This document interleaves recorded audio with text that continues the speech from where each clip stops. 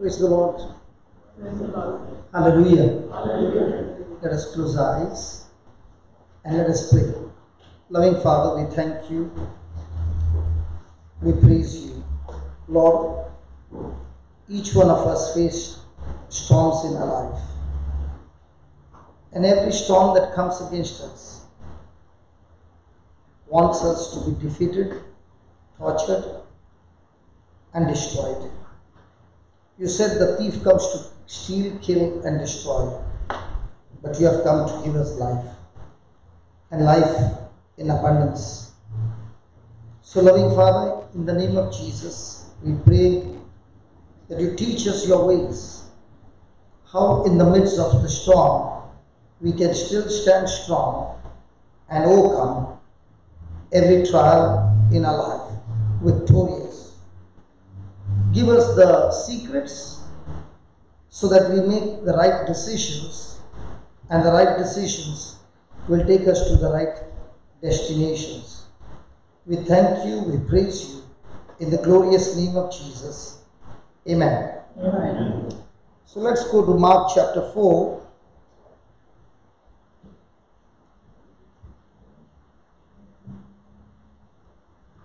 And let us start with verse number 35. And the same day, when the evening was come, Jesus said to them, "Let us pass unto the other side."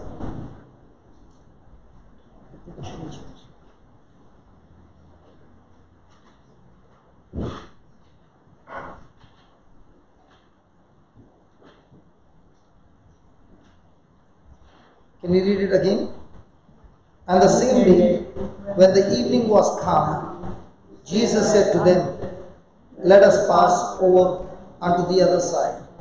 Then, and when they had sent away the multitude, they took him even as he was in the ship, and there were also with him other little ships. And there arose a great storm of wind, and the waves beat into the ship, so that it was now full. And Jesus was in the hinder part of the ship asleep on a pillow, and they awake him and said unto him, "Master, care you not that we perish?" And he arose and rebuked the wind, and said unto the sea, "Peace, be still." And the wind ceased, and there was a great calm. And Jesus said to them, "Why are you so fearful? How is it that you have no faith?" And they feared exceedingly, and said one to another, "What manner of man is this, that even the wind and the sea obey him?" And they came over unto the other side of the sea, into the country of the Gadarenes. Praise the Lord. Praise the Lord. Hallelujah. Hallelujah. Now here is a passage where Jesus has told his disciples, "Let us go on to the other side." Praise God. Now the whole day Jesus was teaching on the system of the working of the kingdom of God. He was speaking about the kingdom of God works like this, and he gave a parable of the sower and the seed. And he said that everything operates in the kingdom of God: seed, time, and harvest. So he said in the parable that there is a sower who went and sowed the seed. And he gave a teaching that there are 4 different kinds of soil. Can you name them? The first soil is the seed that fell along the pathway. The second soil is the seed that fell along the rocky. The third one is the seed that fell along the thorns. And the fourth is the seed that fell along the good soil. Now, in all these things, out of the 4 kinds of soil, only one kind of soil produced the harvest. So Jesus has been talking to them and giving them the secret of the kingdom of God and saying, this is how, if a person wants to establish his life and experience victory in his life, he must know this parable. Because if he doesn't know this parable, he cannot understand anything in the kingdom of God. Have you ever heard anything like this before? Hello?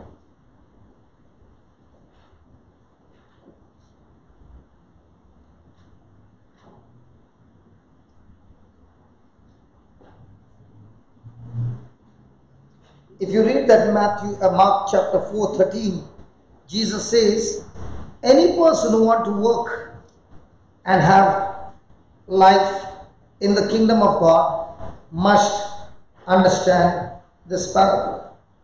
Look at the verse number 13. And Jesus said to them, know you not this parable? Then how will you know all parables? So the parable of the sower and the seed is the key parable that will help you to know all the other parables. Or any person who wants to experience victory in any storm of life, he must know this parable. Praise God. Hallelujah. Hallelujah. Now, verse number 11 says, Jesus said to them, unto you is given to know the mystery of the kingdom of God, but unto them that are without, all these things are done in parables. A parable is a story where the secrets are hidden, the truths are hidden, and unless the truths are revealed, the person will not understand. But here Jesus is saying, unto you is given to know the mystery of the kingdom of God. So is the mystery or the secrets of the kingdom of God given to every Christian? I'm asking you, come on. Yes or no? Yes. The answer is no.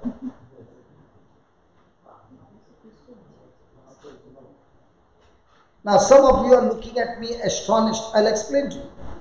Let's read that verse again, 11. And Jesus said to them, unto you it is given to know. Say that no. So not everybody will know. Only a few will know. To you has been given to know the mystery of the kingdom of God. But to them that are without, all these things are done in parables. Now my question to you is, did these people come to Jesus? Was the crowd there? Hello? Was the crowd there to listen to what Jesus was saying? Yes. But did Jesus say just because the crowd came, everybody will have the secret to know the kingdom of God? He said no. Only a handful or only a few. And those who will know will be the people who will bring forth the harvest in the kingdom of God. Now the question is, are you included? So how will you know you are included or excluded? Good question. Now I don't know about you, I've been born a Catholic, baptized a Catholic, been in church all my life, but never knew anything of the kingdom of God. So even though I would go to church, my fruits were all of the devil's kingdom. Anybody understands what I'm saying? I lived the most miserable, sinful life. Hello? Till a day came when God opened my mind and He showed me the secrets. And from the time He showed me the secrets, every day I packed my bag to share with people the secrets of the kingdom of God. Now just because you came, does that mean you will know the secrets of the kingdom of God? So who will know?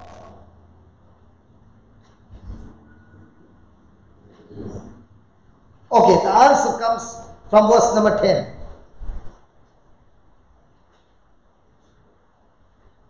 Can you read it please? And when when Jesus was alone, they that were about him with the 12 asked him the parable. So just because you read the Bible, does it mean you will know the secret of the kingdom of God? No. Good. So who are the ones who will know? The ones after reading and they do not get it, they will go to the Lord and see to it. They'll keep asking him, keep searching, keep researching, keep seeking, and the ones who are hungry to know the system of the kingdom of God, to them God will open his spiritual eyes, his mind, so that now he understands the mysteries of the kingdom of God. So the question is, do I long to sit with the Lord alone and search and research through the scriptures? If yes, praise God, your life will never be the same again, because he will not only teach you and show you and make you know, he will also help you to apply it in your life, and you will see it and say, oh my God, this is so true, my whole life has changed. Because it is impossible that a person has received the seed, understood the truth, and still in bondage. Because the seed is designed to destroy the works of the devil and give you freedom and give you the victory. Is that clear? So let us pray and let us say, Heavenly Father, I thank you, I praise you for teaching me. When the 12 were alone with Jesus, they asked Jesus. We did not understand the parable. Whereas the crowd, they heard the parable, did not understand, but they went back home. But the 12 stayed with you, Jesus, and began to ask you to explain the mystery, the secret. In the same way, Lord, I have come this evening not to just listen the word, but to ask you to explain to me, to teach me, to help me understand the mystery, the secrets that are hidden from this world. So by faith, I proclaim it is given to me the power to understand the mysteries of the kingdom of God. In Jesus' name, my spiritual eyes have been opened. My mind is open, and I can understand the hidden secrets of the kingdom of God by the power of God. In Jesus' name. Amen. Can you tell your neighbor, congratulations, your mind is open. Praise God. Praise God. Like yesterday, I was in a particular church, and there was this lady, when I was saying something, she was questioning me and arguing. So I began to share more and more examples. By the time we finished, she came to pray over somebody, and that somebody got healed, and that somebody met me this morning and said, after such a long time, I slept peacefully, I'm totally healed. Now when everybody had finished, the same lady who was arguing with me, she came to me and she said, I'm so sorry, I was arguing with you. I said, no, you were not arguing. You were trying to understand the secret. And you did not want to go back home without the secret. That's why you were asking. And I was so glad that you were asking, and because of your asking, we all learned so much more. And then she said, do you know what? When I was praying for that lady, I had a knee problem and my knee got healed. So then she said, my back did not get healed. I said, no problem, we can talk about that back right now. And her back got healed. And while going, she gave me a good hug and a good kiss. And I said, Lord, I've done my job to the best. because we parted as friends. We did not part as enemies. Praise God. Because she was ready now to tell the Lord, Lord, I need understanding. What this man is saying, I've never heard before. So please help me.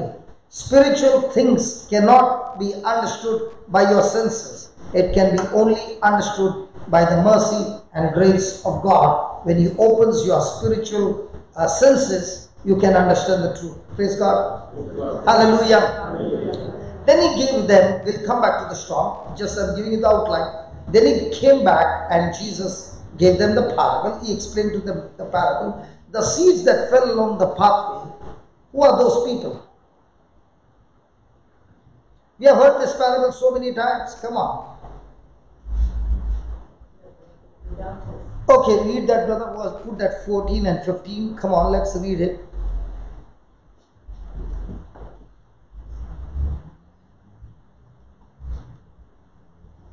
Come on, read it. The sower sows the word of God. So, what's the seed? The word. Now, what am I doing? I'm sowing. Now, I'm sowing. Okay, then. Verse number 15. And these are by the wayside. Say that wayside. Say that again, wayside. So, the first one, the wayside. These are they by the wayside where the word is sown, but when they have heard, Satan comes immediately and takes away the word that was sown in their hearts. Praise God. Now, has Satan come here? Is Satan here? Yes, surely he is here.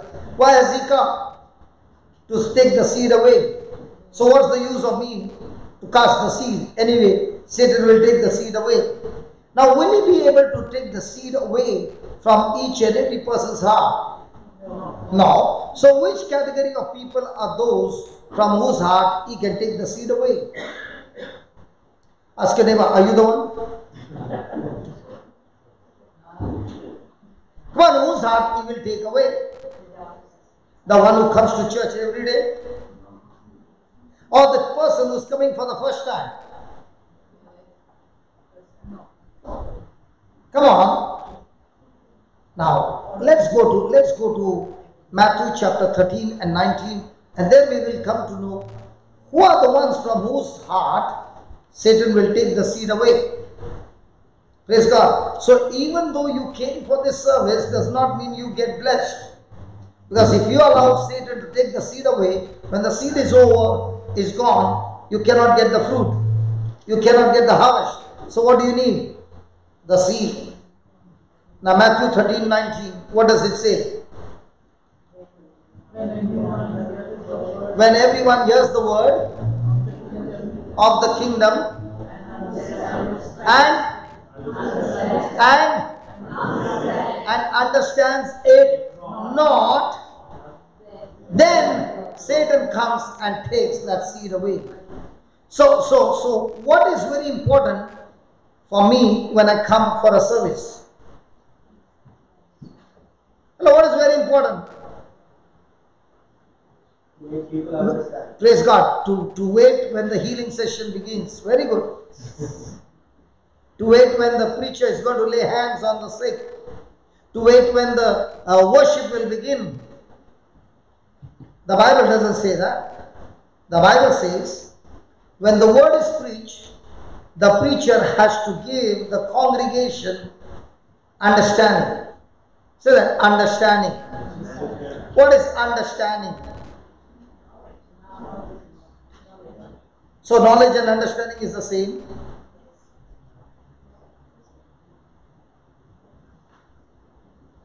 What is understanding? Standing under.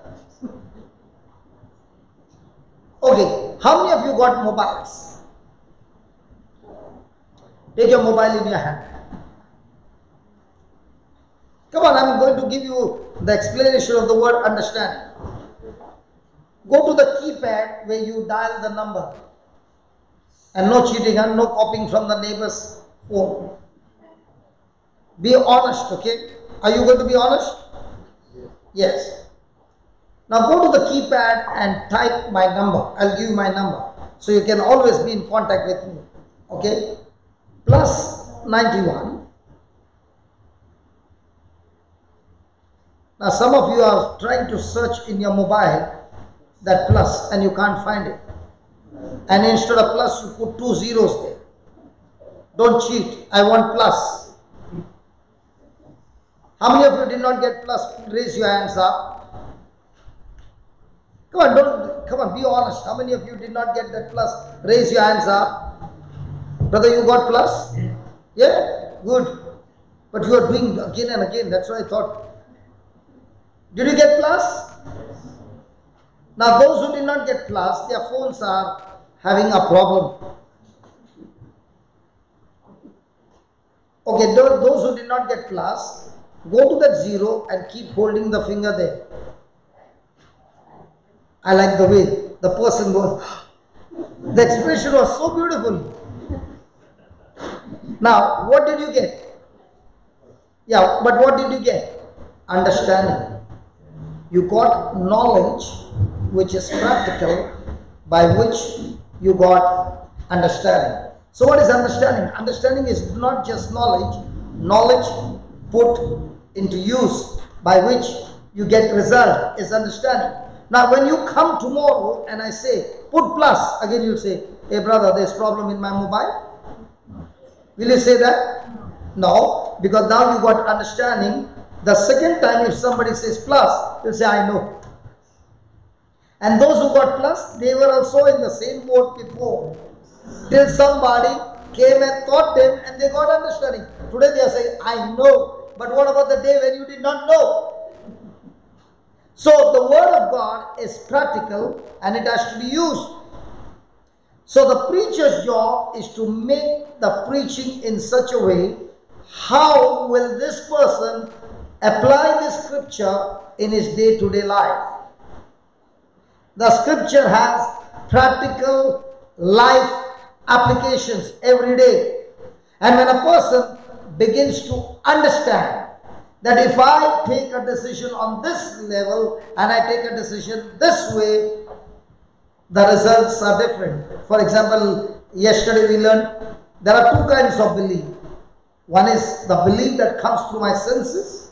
Another one is the one that comes through the word of God.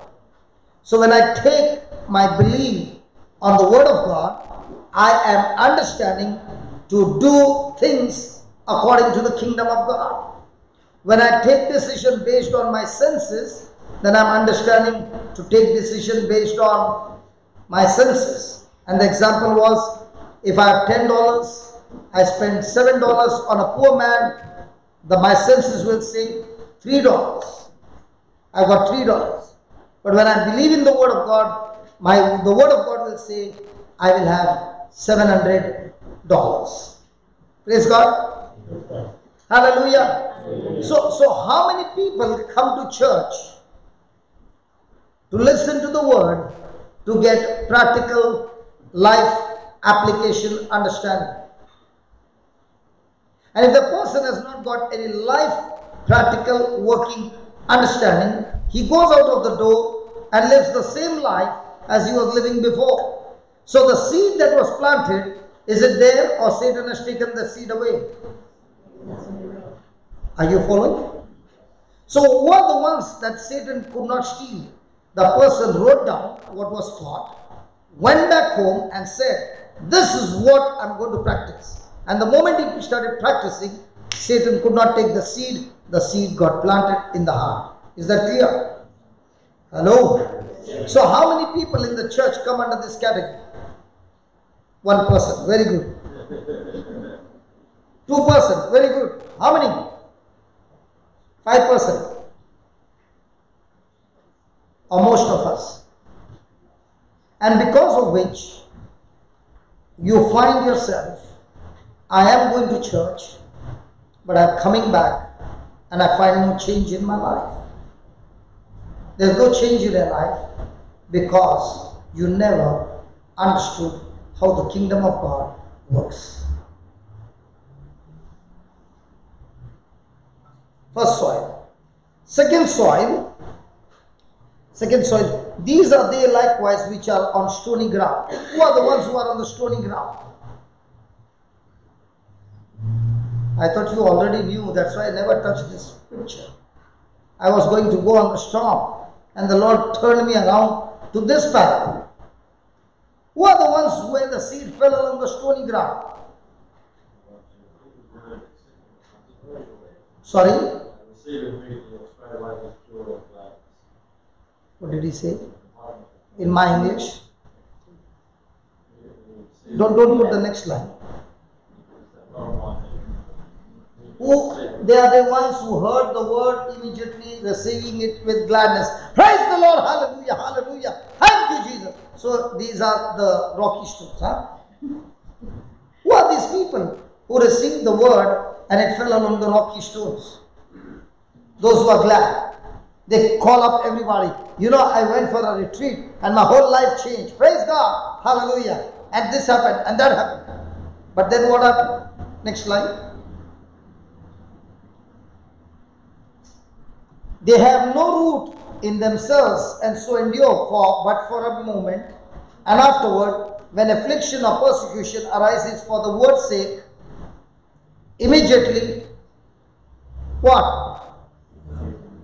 Hey, immediately. Hello, immediately. People in the church, do you get offended with your fellow brother, sister?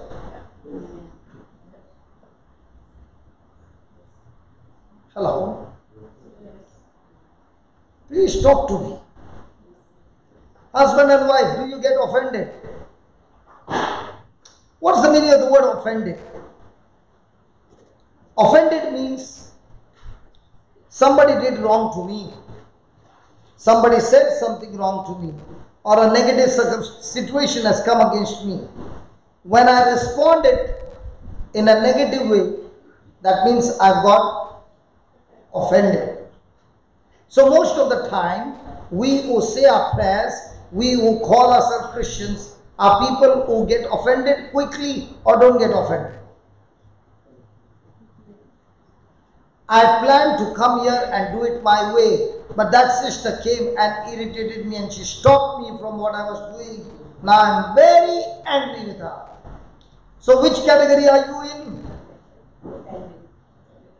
The seed fell along the rocky ground. Praise God. Why are you not talking to me? Are you offended? Can you talk to me? Yes. Do we come under this category? When was the last time we got offended?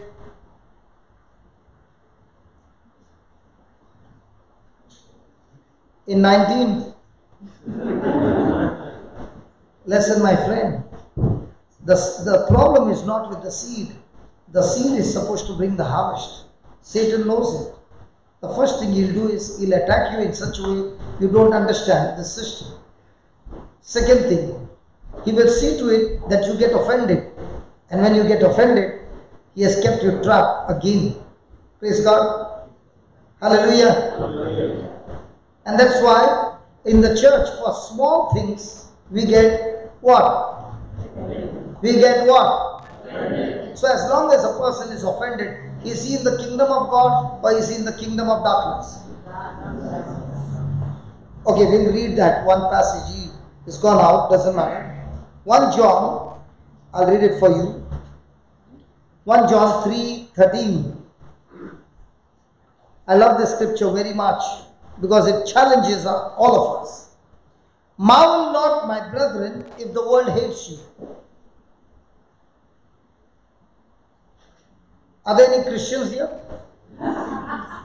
So if you say you are a Christian, then the Lord says, do not be amazed or surprised when the world hates you.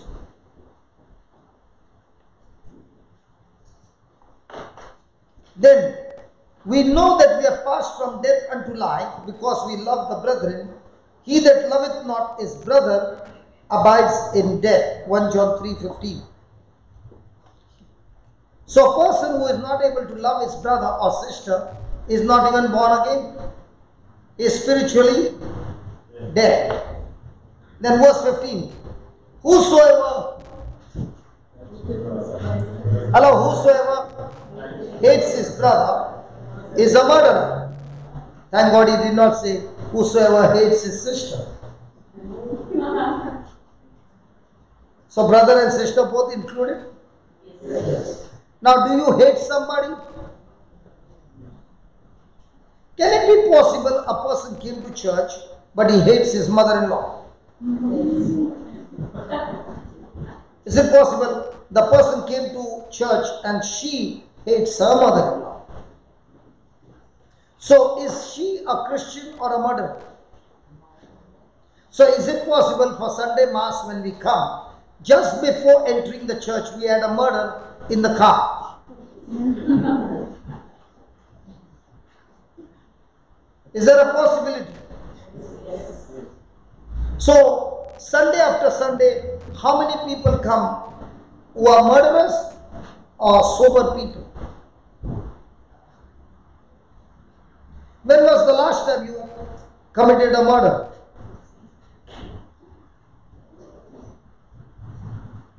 Have you seen any time murder taking place? Never said? You never hate anybody? No, very good. Dada and Mama, anytime doing kurkur? Doing? Never, praise God. Fantastic. Hallelujah. Hallelujah. So, do we come under this category where the Bible says, if I have offense, then will the word of God that I am talking about bring result in my life? It won't bring. So Satan knows that this person is going to be blessed and extremely blessed and great things are going to happen. So he wants to put a block. What does he do? He uses somebody to create irritation in you, and now you are angry, you are hating the person, and that hatred has blown the fuse off. Have you ever seen a house where the fuse is blown off? When the fuse blows off, can any of the appliances work now? Can you ask your neighbor, how's your fuse? Intact or blown off? Is there a possibility that a person before walking it over here had a fight back home? So when he is coming to listen to the word of God, is the word fallen on good soil or rocky soil? So is it possible for a person to be 10 years in church and still have a rocky soil? Is that possible for a person to have a big title, big badge, and still carry the rocky soil? Nobody wants to talk. You want me to change the topic? Shall we change the topic? Hello, yes or no? No. So you want to continue? Really? Yes. Praise God. So let's see what is the thorny soil. Thorny soil. These are they which are sown among thorns, such as hear the word and the cares of this world. Cares. Cares of this world. Say that, cares. Say that, cares. Say that again, cares. When was the last time you got worried?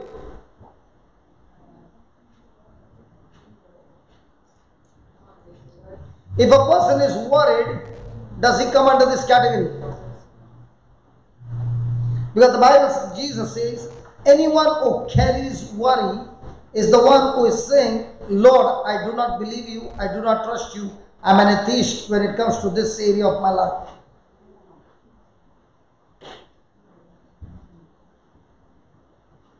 So can Satan put pressure on your thinking that he can draw you from focusing on the word to focusing on the worries? So when a person is fearful, others is falling into the thorns. So first is cares of the world. Second, the deceitfulness of riches. What is the meaning of the word deceitfulness of riches? When Satan tries to get you into offense, Satan tries to get you into worry and fear, And if you don't fall into the trap, then he quickly takes his hand off and allows the blessings of God to come.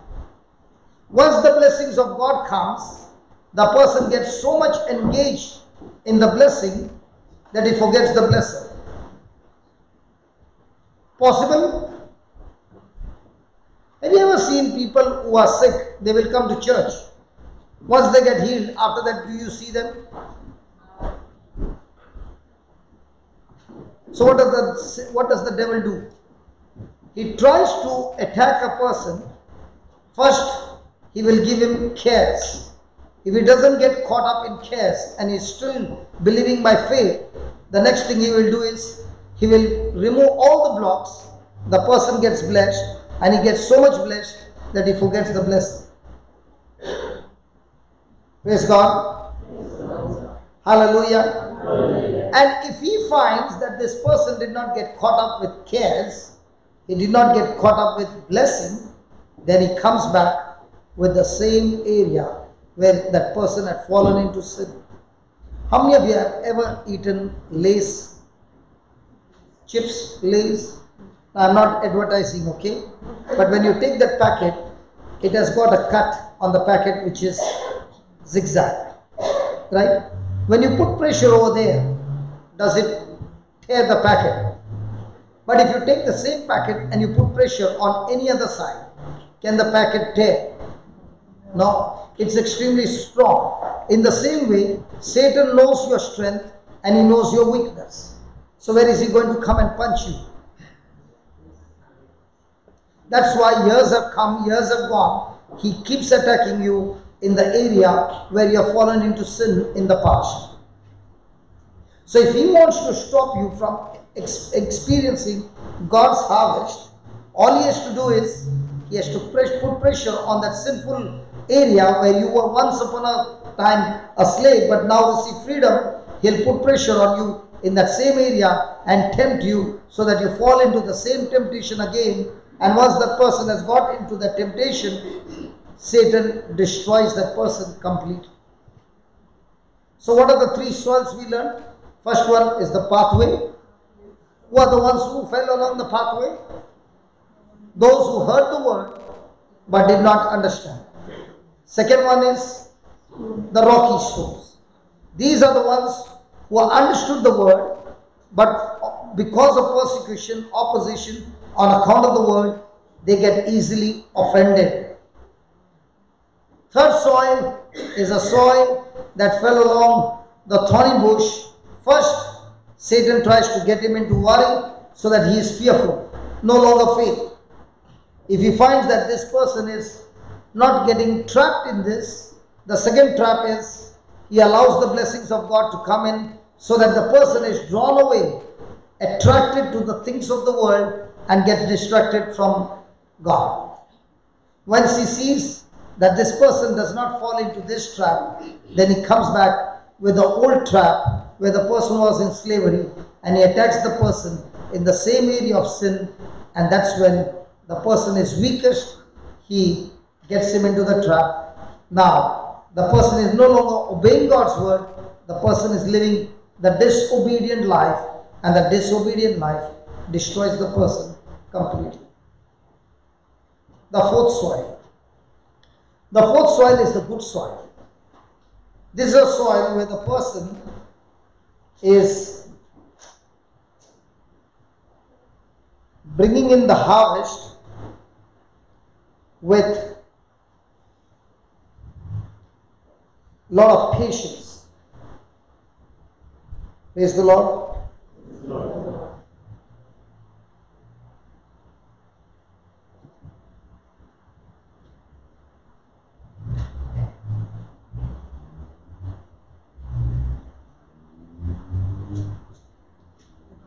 Find out for you. Gospel of Luke.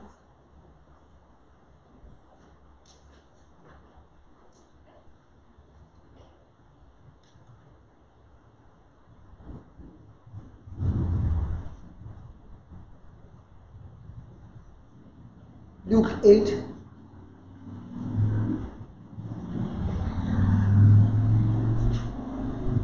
verse number 15. But that on the good ground are they which is an honest and good heart.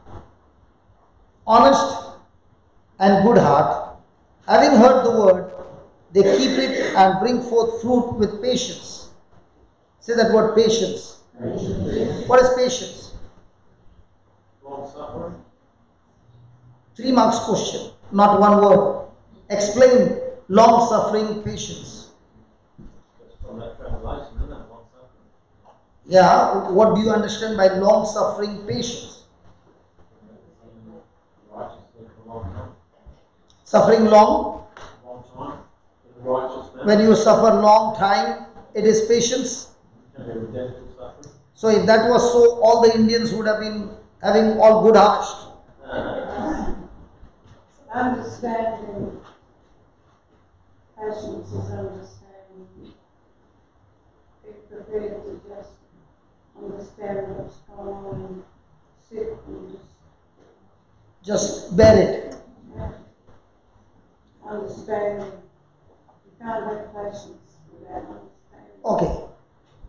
The word patience is grown in a person when a person's faith is tested. If there is no test, there is no patience. And during the test, the person's faith is tested. And the more and more the person's faith is tested, the stronger and stronger the patience starts growing. James 1 verse 3 says, knowing that the testing of your faith produces patience. Means what? I am believing for a healing. Let's say somebody got up in the morning, Monday morning, and he's got pain in his feet. So he's saying, Lord, I thank you. By your wounds, I am healed. Tuesday, the pain has doubled up. So he says, Lord, I thank you. I am healed. And he goes to the doctor. So the doctor says, do some test. So he goes for a test. Thursday, Wednesday, it has got swollen and pain. Again he's saying, thank you, Lord. By your wounds, I am healed. And he goes to the doctor, and the doctor says, you need, your nerves are damaged. So on Thursday, he cannot even move his leg. And he's saying, thank you, Lord. By your wounds, I am completely healed. And the doctor says, do you know we will have to operate and have a surgery? Now, everything is getting worse and worse and worse. But in his mind, he's still at rest. Why? Because he's believing by faith that by his stripes I am healed. So what is the meaning of the word patience? Patience is when the pressure is applied, the person's mind is still the same, consistently the same, his attitude is the same, irrespective of change of situation and command. Now let's take for example, Pilate is talking to Jesus and saying, I do not find anything wrong in you. What a relief. The judge is saying, I find nothing wrong in you. You are innocent. And now he wants to let him go. And the people say, no, you can't let him go. And the same judge says, okay, take him and scourge him. What would you think would be the attitude of a person when the judge says, I'm going to release you, and the last moment he punishes him for nothing done wrong? Did that change Jesus' attitude? Or is he enduring and patient? He comes back, and this time Pilate says, okay, I have decided to release him. And the people say, no, you can't release him. Release Barabbas. But Barabbas is a murderer. He has not killed anybody. No, if you don't release him, you are no friend of Caesar. So what do I do with Jesus of Nazareth? Crucify him. Now, what do you think should have been the attitude of Jesus? Did this external situation change his attitude? Did it change his rest in his Father? Did it change him from following the Father's will? Was he still stuck with faith? So who helped him to be stuck to faith? Patience. In the real world, a person's maturity is based on different things. But in the Bible, who will you call a man is matured or not mature? The Bible says the person who is grown in patience is a matured man. James 1 verse 4 says, when faith is tested, it produces patience. And when patience has its perfect work in you, you shall lack nothing. Look at the verse 4. Let patience have her or his. I never knew patience is a female. That's why all the ladies are full of patience. Praise God. That's why the husband are always impatient, but the wife is always patient. That's why the neighbors can always hear the voice of a husband and never of a woman. Today you can go and tell sister.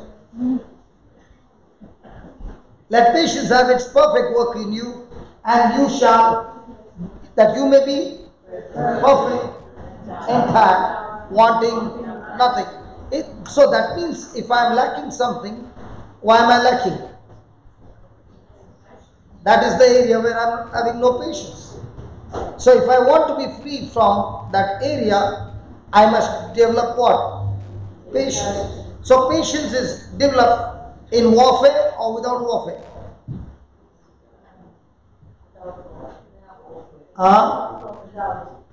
Without warfare there is no patience.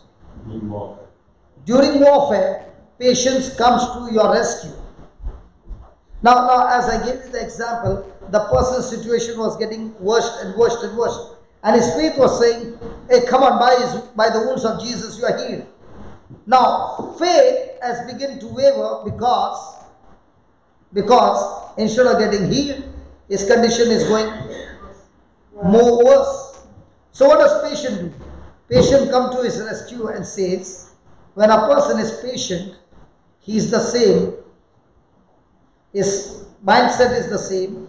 His attitude is the same, irrespective of change of situation.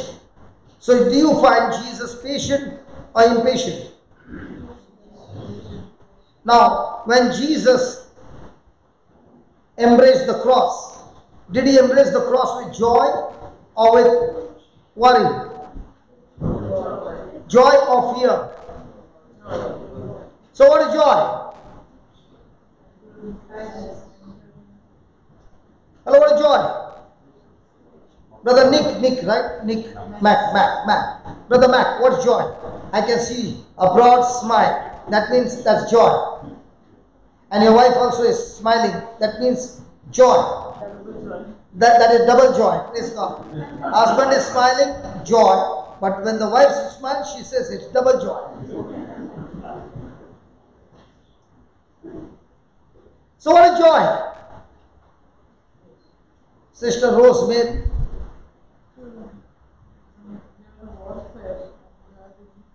Patience.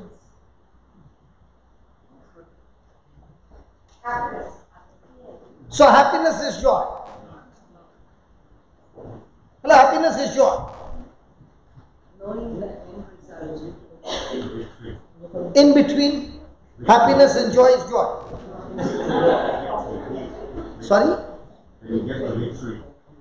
When you get the victory, you are joyful. But joy doesn't come after the victory. Joy comes before the victory. That's why the Bible says, the joy of the Lord is my strength. If you get joy after the victory, what is that? Everybody will be joyful. Now was Paul and Silas joyful in the prison when they were beaten up? So what is joy? Knowing the result. What is the meaning of the word knowing the end result?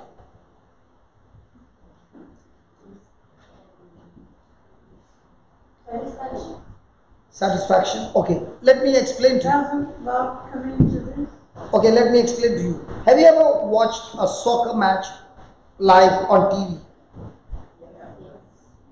And the match is very close. And at the last minute, your team won the match. Okay? Now the same match is being shown highlights. Do you have the same pressure? You have watched that match live. You know the end result, that your team has won. For the first half, the other team is leading 4 goals and yours is only 0. Now, when you are watching live, 10 minutes to go, 4-0, you are under pressure. But by the time the match got over, it was 5-4. Okay? Now the same match, you are watching the highlights. Do you have the pressure? Why not?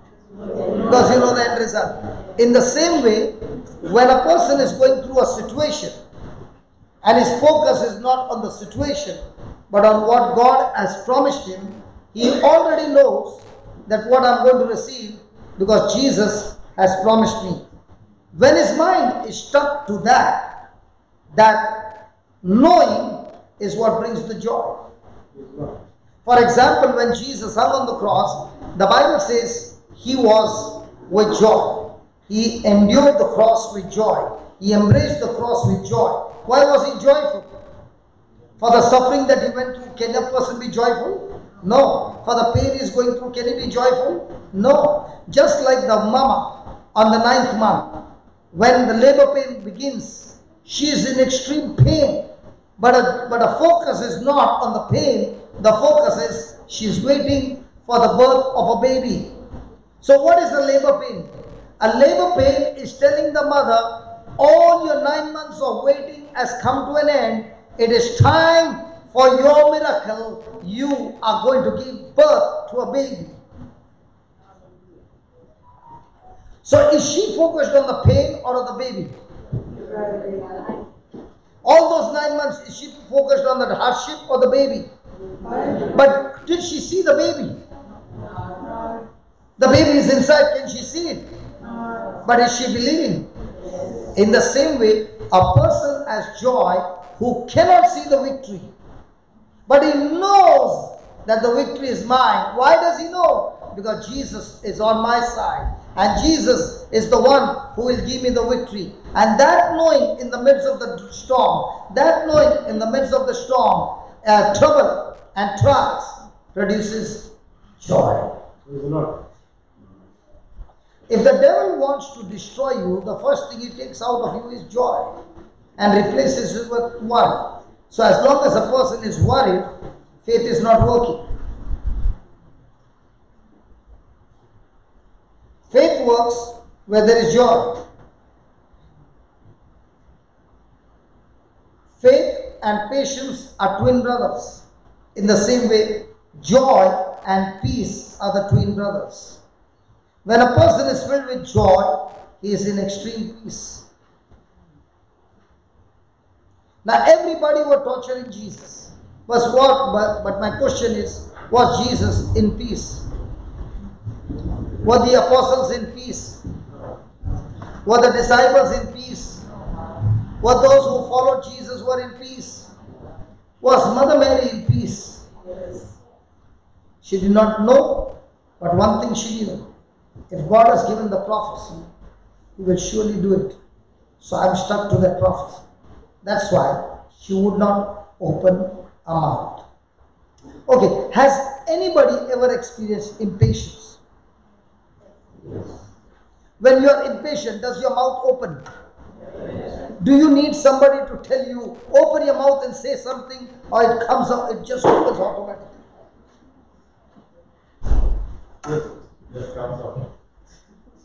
You are the only person. The others, their mouth are closed. When they are impatient, their mouth are closed and no words come. When a person is impatient, like the Indians, we use the cooker and there's a whistle. When the steam is filled, the whistle goes out, up, and out of that pressure comes. Has anybody ever experienced the pressure? Hello? Yes. But if a person is believing in the word of God, is he going to be impatient? So believing in the word of God can never make a person impatient. Believing in the word of God, even if the situations are extremely, extremely nasty, the person still has patience. He still has peace. He still has joy. Because he says, I know after all these things, it's going to turn for my good. That's why a person who loves Jesus is always saying, all things work together for good. For whom? For those who love God, whom He has called according to His purpose.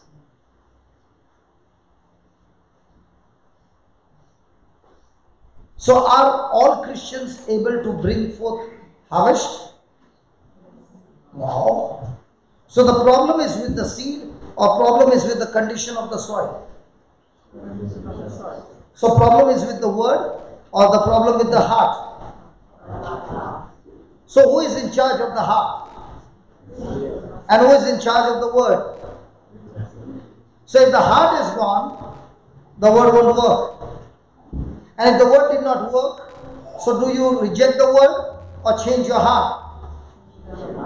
So when we sing that song, change my heart, oh Lord, make it ever new. At that time you are saying, Lord, give me understanding, my heart will change. Lord, teach me to overcome offense, my heart will change. Lord, get me out of worries, my heart will change. Lord, get me out of being attracted to the world, my heart will change. Lord, get me out of this sinful life, my heart will change. But we sing that song so many times without any change. Hello? And that's why after the retreat, the husband goes home and the wife says, did you sing that song, Change My Heart, O Lord? I say, yeah.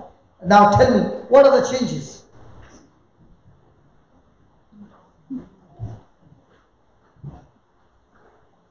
Hallelujah. Thank you, Jesus. So most of the time, are we able to bring the harvest now? Can we talk? Yeah. So which category of soil do I have? Am I a person who does not understand the scriptures? Soil number 1, the pathway. Am I a person who gets offended for every silly thing? Soil number 2, rocky stone. Am I all the time worried? Some people can take a small thing and make it into a mountain. For example, a person has a reserved confirmed ticket and still get worried whether I'll get a seat.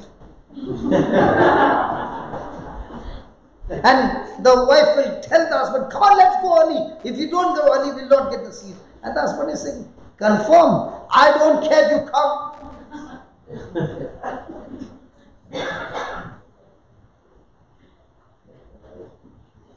Another thing, a person can get very attracted to the world. Again, the thorny soil. A person goes back to his old life, thorny soil. So who are the ones from the good soil? The ones whose focus is to live for Jesus and bring in the harvest of the kingdom of God.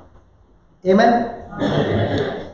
Amen. Amen. Now after teaching all this, Jesus taught him that one more parable in verse number 26. Mark 4:26.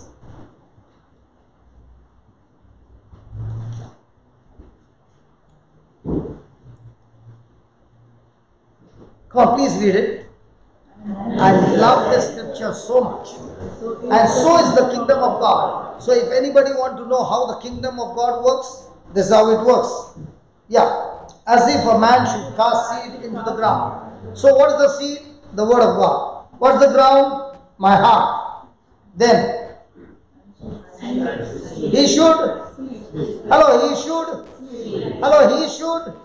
So after casting the seed into the ground, he should. Tell your neighbor, you should sleep, but not in this class.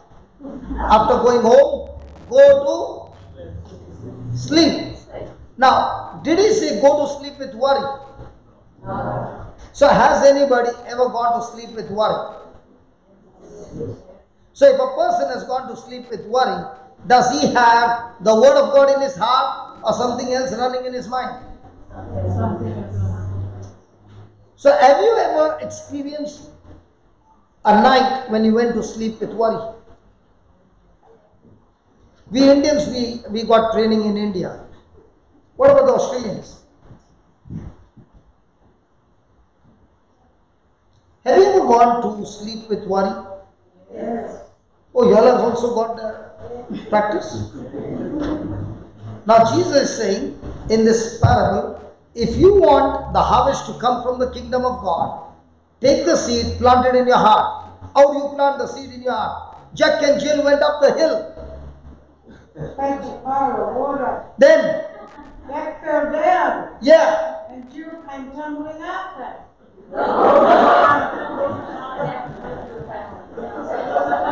I'm glad you were all listening. do you know for this how much I took patience to study this? Now, after so many years, you can remember it. How come? It's in your heart.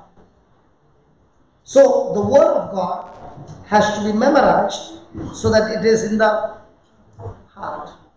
So have you ever heard people saying, I can't memorize because I have got a weak memory?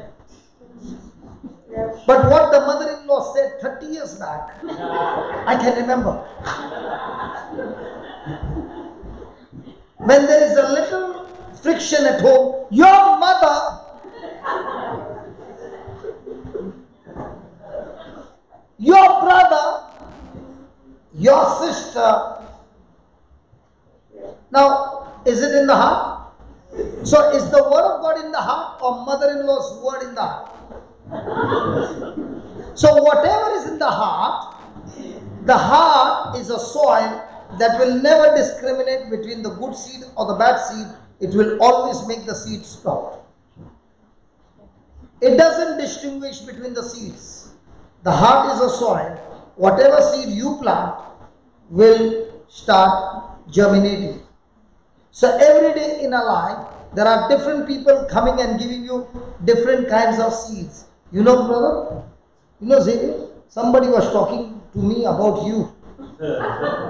And they said that brother Xavier, what he's thinking about himself. It doesn't matter, I won't tell you, but it was really painful. Now, will you want to know? And you know, it was about you and Rosemary.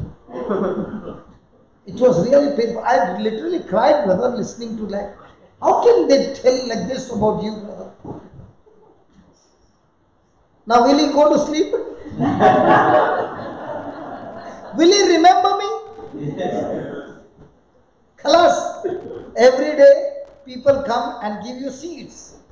But which seeds are you planting in your heart? The God's word? Or some people's seed? Or the news channel? How many of you have ever seen a news channel? The news channel is not there. And in the news channel, how many times do they play the same video again and again? Why are they playing the same video again and again? Acha, the same video that they play again and again, is it a good news or a bad news? And still you want to tolerate. And some of them, they want to read the newspaper first thing in the morning. And the newspaper is full of what? Good news, bad news.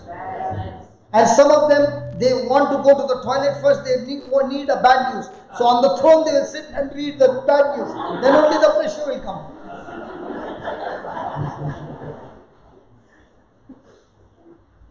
If I am going to plant these kind of seeds in my heart, will I ever get harvest from heaven? So the seeds that I plant in my heart are the seeds that will germinate and bring in the harvest. Hallelujah. Somebody said to me this morning, brother, I came to know from the testimonies that you shared that, you know, the seeds coming out of our mouth, the word of God has got so much of power. So I had one nice fruit bearing tree. And I know this tree is young, and because the tree is young, and not yet very strong, this winter is going to kill this tree. So I decided to make an experiment. I took my mobile, loaded it with the word of God, and at night before going to sleep, I would roll it in a plastic because it might rain and keep it near the tree till morning. And I would do it every day, every night. And it was winter. This tree is supposed to die. What I found after a few days is this tree began to bear shoots. The word of God created the trees. The word of God created the earth.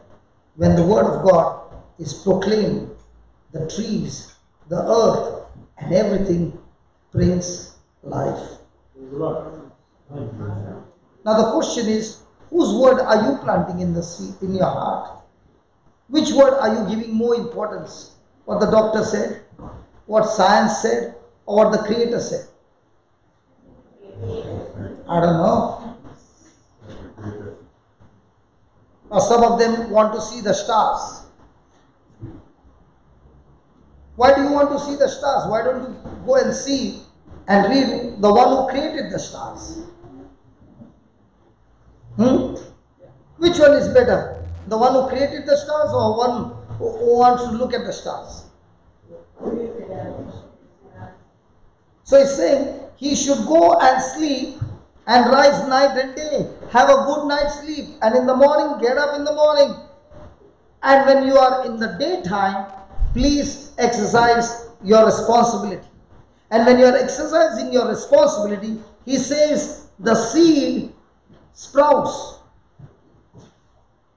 Your job is to plant the seed and go to sleep. Your job is not to make the seed sprout.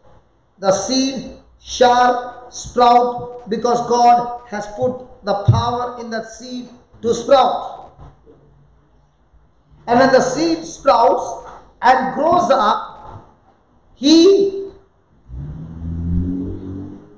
read that, he knows how. Hello, he knows how. Hello, he knows how. Hello, he knows how. Hello, he knows how. Hello, he knows how. Let's say you got a brother who is all the time drinking. And you can see with your eyes his life is miserable. So what comes to your mind? He is going to die one day with his liver gone, spare parts gone, and he will surely have a miserable death, right? But then you began to listen to this word and you said, Lord, your kingdom does not work according to what I see, but your kingdom works according to the seed that is planted in the heart. So Lord, from today I want to plant the seed in my heart that my brother is anointed. He is blessed. He is a great man of God. He is no longer drunk with wine, but is drunk in the Holy Ghost. His liver is healthy. He is healthy. His finances are healthy. His family is healthy. And now, every day you are watering that seed. From the other side you are seeing the bad news coming. But you are not receiving the bad news, but you are speaking the good news. Now, as you are speaking and sharing this with your fellow other brother, and he's saying, can you tell me how will this take place? You are talking this, but can you tell me how? And you begin to open your mouth and say, the kingdom of God does not operate on how, when, where, what, who, which, whom. The kingdom of God operates on, you plant the seed, God will make his seed sprout and bring in the harvest.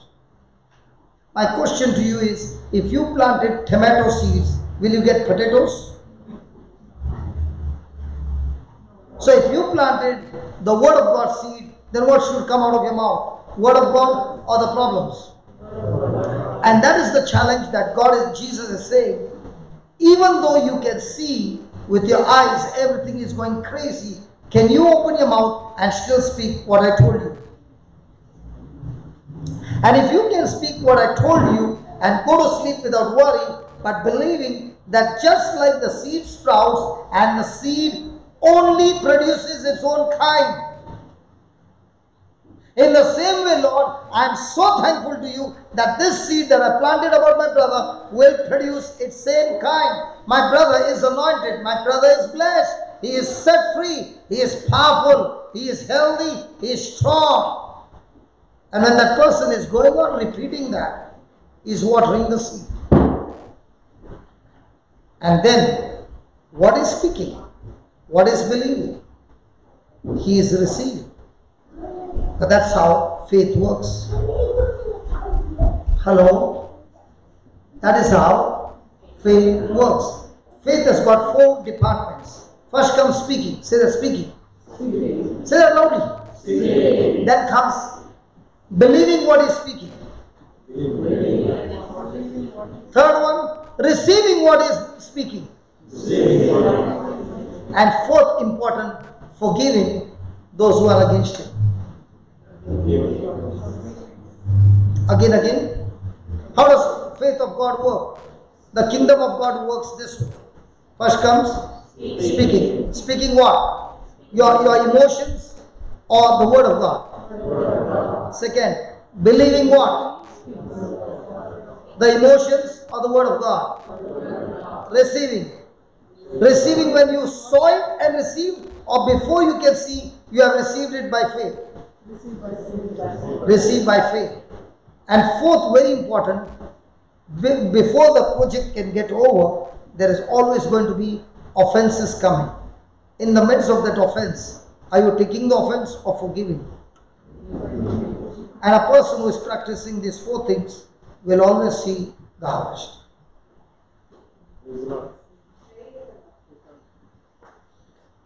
Hallelujah. Hallelujah. After sharing this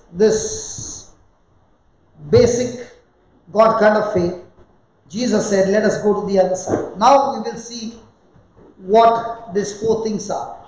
Speaking, believing, receiving, forgiving. Again.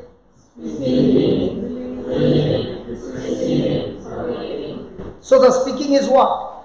Or emotions. So speaking is what you desire or what you don't desire. Believing is what? What you desire or what you don't desire. Receiving is what?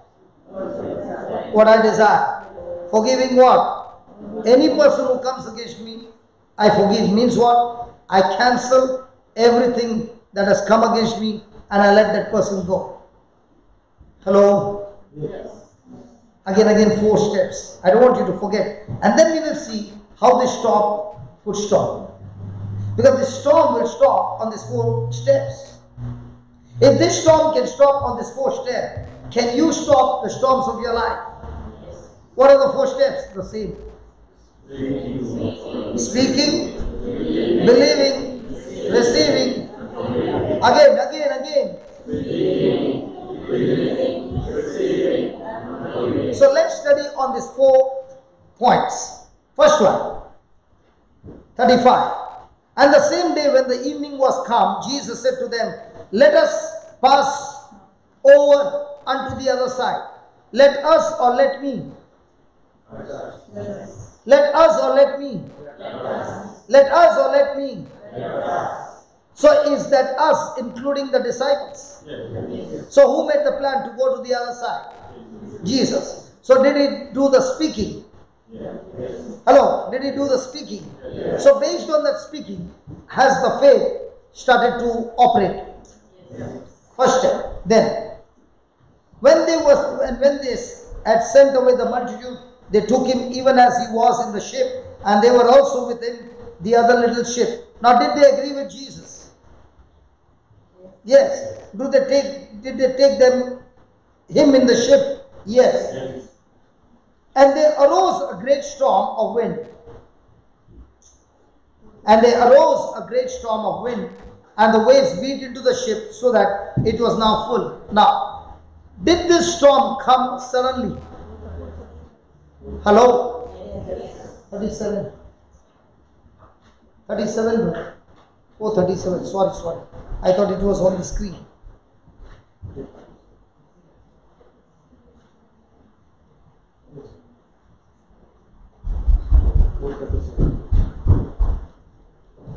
Come on, read that. And there was a great storm of wind, and the waves beat into the ship, so that it was now.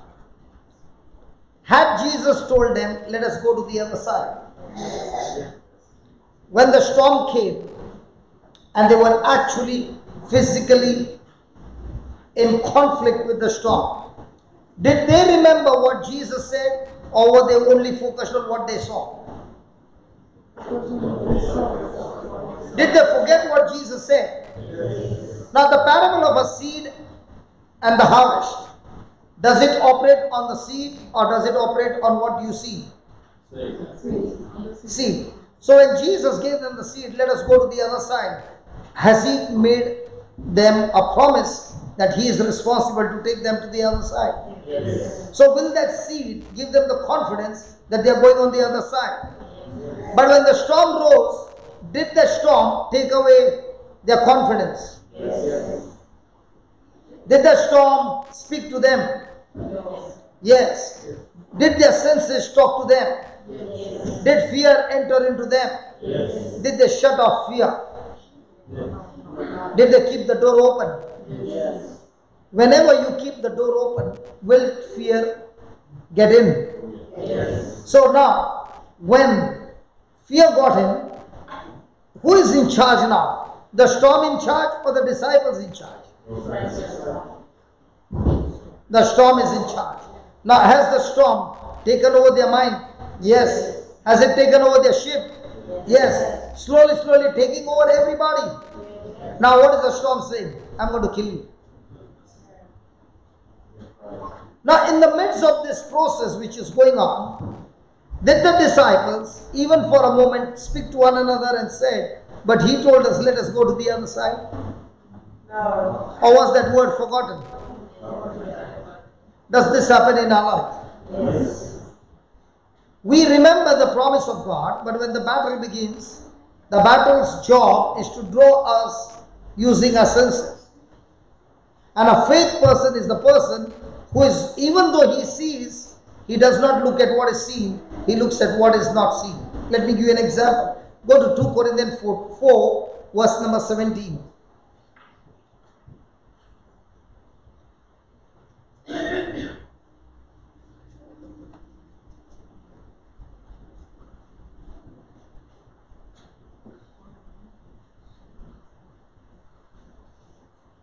Can you read that, please? For a light affliction, pause, light affliction. What's the meaning of the word affliction? Affliction is the kind of opposition, persecution, trial, trouble that comes against us. Will it come? Surely it will come. How do you know it will come? Because Jesus said it will come. He did not say if it will come. He said when it will come. Hallelujah. So this light affliction. Now who is writing this? St. Paul is writing. And what is he writing? This light affliction. Now let's look at Paul. Did he get whipped? How many times? Jesus got whipped how many times? 40 lashes. How many times did Paul get? 39. One less, but how many times? 5 times. So 39 into 5. 5 fours are 200, 200 minus 5, 195. So if he got 195 lashes, do you call it light affliction? No. Was he being stoned to death? Yes. Was he thrown out of the city thinking that he's dead? When he got up, where he wants to go? To the same city. To do what? To preach the gospel. Do you call a person who has faced being stoned to death light affliction? Was he in a shipwreck for days together? No food. In the sea. Do you call that light affliction? Was he bit by a viper? Yes. The man is supposed to die within 5 minutes. Do you call him light affliction? Everywhere he went, there was opposition. There was persecution. Do you call it light affliction? So why is Paul saying this light affliction? He's saying this is light affliction compared to the glory of God. And he's saying to us, he is giving us a formula and saying, any person who is going through an affliction, he can turn that affliction into victory. You don't look to be happy. Was he in the prison? I forgot to say that. Was he in the prison? Yes. Was he tortured in the prison? Yes. Was he facing a death sentence? Yes. Was he supposed to stand before the empire? And is he going to be killed? Yes. And in spite of all that, how do you feel that you are on a journey and when you reach that destination, you are going to be given a torturous death? Will you be saying this affliction is a light affliction?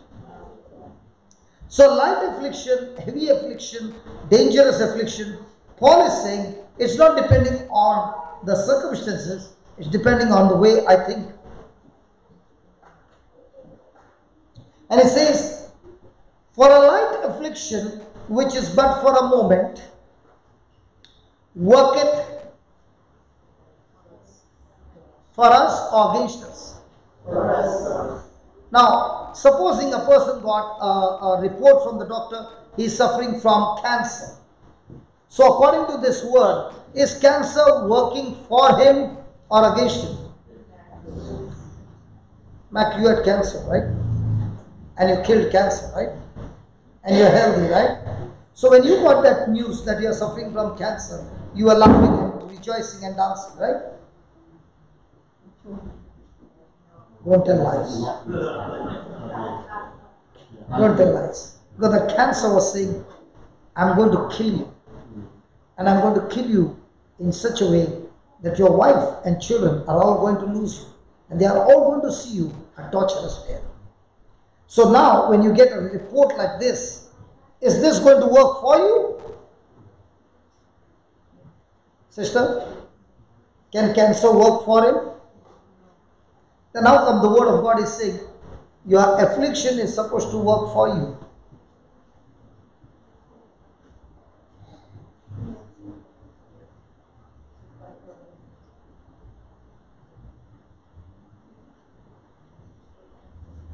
Okay, I'll show you the formula in whose life the affliction will work for him and in whose life the affliction will torture him to death.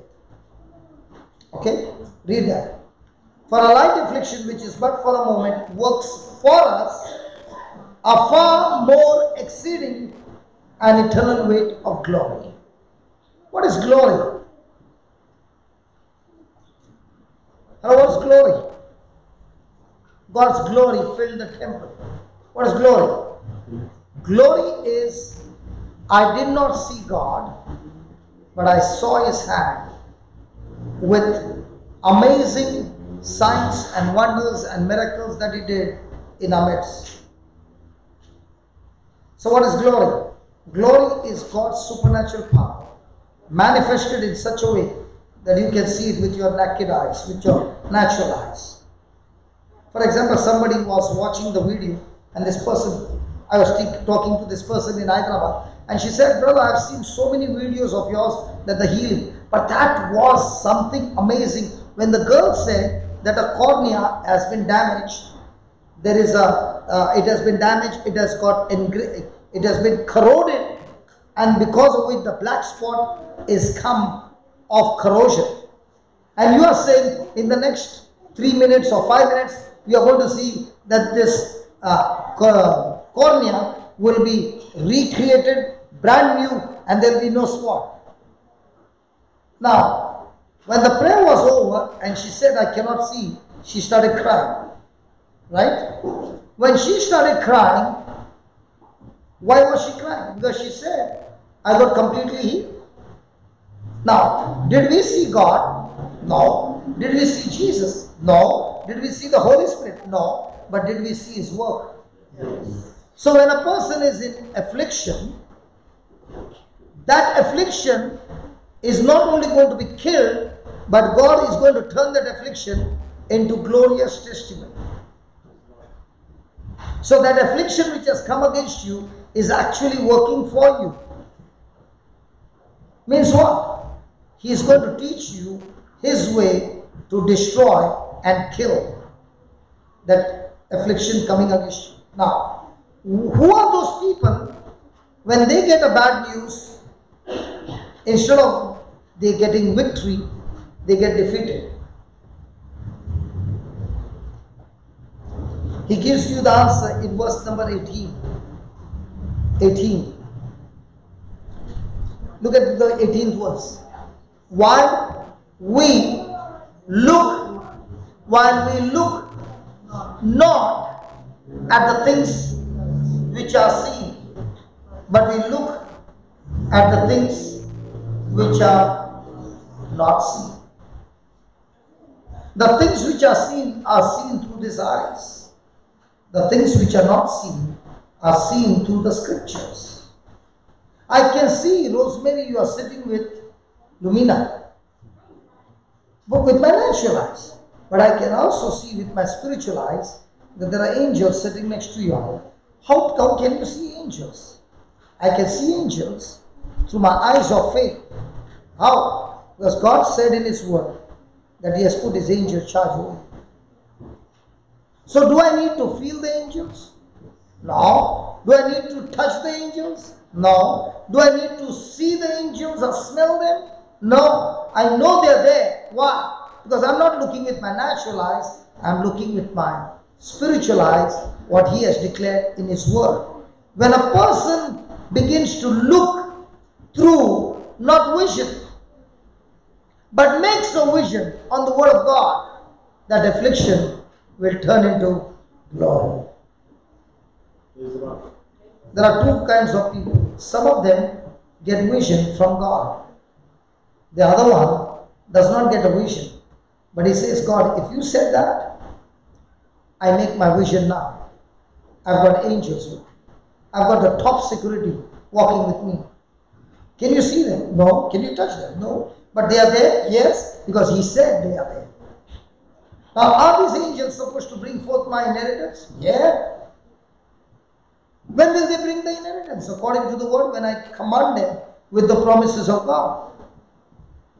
So do I need to see the angels at work? No. I need to open my mouth and believe that this is what God said. And the one who believes what God said and not his senses, that affliction will work for him.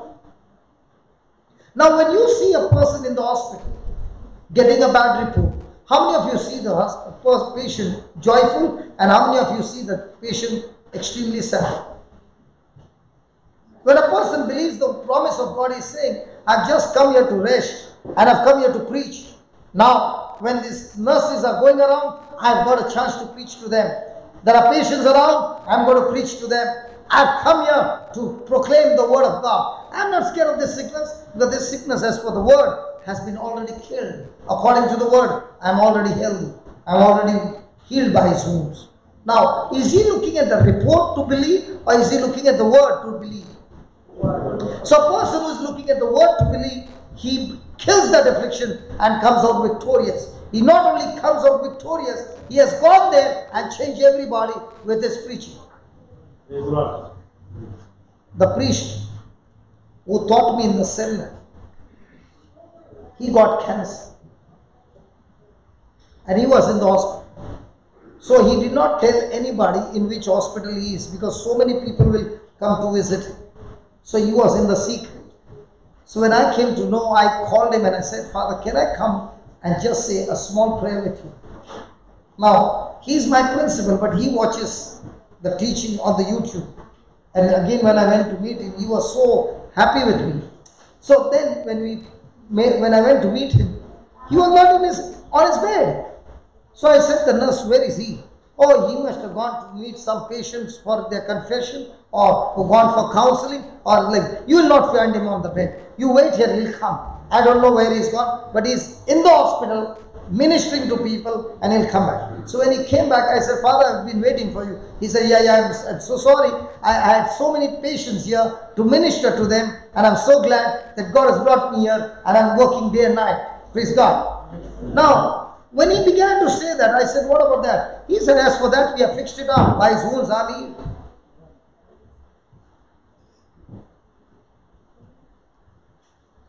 And he killed cancer. So when I went to meet him recently again, he said, what I like about you is, and I said, do you get vision? I said, no, I don't get vision. Then he said, how do you make a prayer? I said, Father, when he says, don't look at things which are seen, look at things what I promised you, which are not seen, I already started making my own visions based on what he said. Hello? For example, a wife. The husband is very, very faithful and very honest. And he says, darling, this time when I get my bonus, I will give you the whole bonus. And you go and do what you want. Now, he said it in the month of May, and the bonus is coming in the month of December. Now, those 6 months, what is the wife going to do? Now, this husband, there's another husband who tells the wife the same thing, but he never keeps his word. Will the wife make the plan? Because he has never kept the word. But the one who has always kept his word, will the wife already start making plans because he is faithful to his word? Now the question is, do you believe the bridegroom named Jesus and we are his bride? And if he has said something, are you all excited by his word, or you are saying first let it happen, then I'll believe? Hello? Are you with me? Yes. Can you hear me? Yes. Are you understanding? Yes. So, who are the ones who will turn affliction into glory? The ones who do not look at things which are seen. The things which are seen are temporary, and things that he promised you are eternal. So, can I make visions based on the promise of God? Yes. Will that vision and believing turn my affliction into glory? Yes. So who is in charge? The problem or I? But most of the time, who is in charge? When a person is looking at things which are seen, the problem is torturing the person. The person has no peace. The person is full of worry. The person is full of fear. Now when that happens, that affliction will surely kill that person. So when we visit the hospital, do we find people believing on things not seen or on things that are seen? You know, there's a brother Hector in Australia, Melbourne. I'll be going, and he plays the saxophone. And the last time he was in the hospital, okay, and he was in a very bad shape. So I was asking him, how's the trip? He said, brother, all that you have been teaching, I've been listening, and I had such great opportunity to talk to the nurses and the doctors and all. Do you know, I was there for 1.5 months in the hospital, and I enjoyed my stay. I really enjoyed my stay. I grew up spiritually. I could exercise the word in action, and I knew one thing: the job is not yet finished, and that's why I'm coming back home, not going home, coming back home with all the training in this 1.5 months, and when I come back, I'm going to start to minister to people. Now, was he scared? Or was he sure that he's coming back? Now, because he was coming back, was he focused on what the doctor said, or was he focused on doing the ministry work?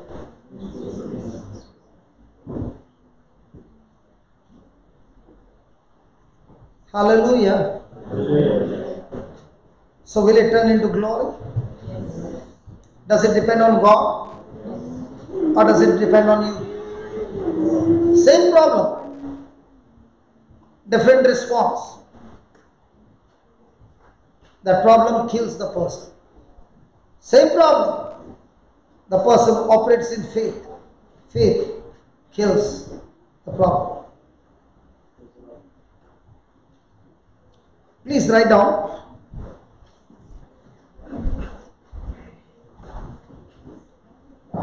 Please write down, and then we'll study more. Shut the door on fear. shut the door on fear. Shut the door on fear by living in faith,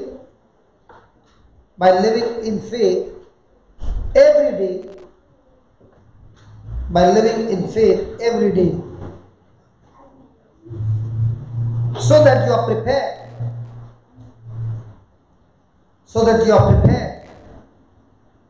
when sudden troubles come.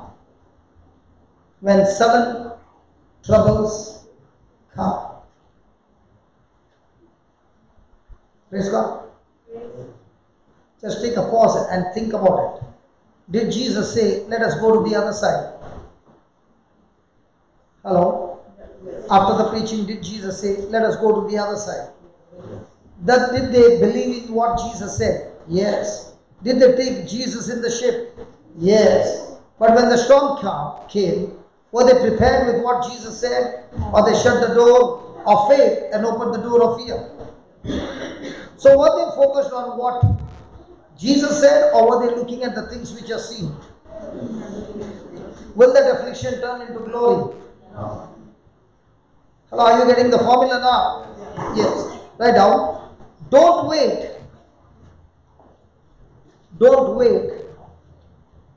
until the storm comes. Don't wait until the storm comes to get in faith. Don't wait until the storm comes to get in faith. Live in the Word of God. Live in the Word of God and faith.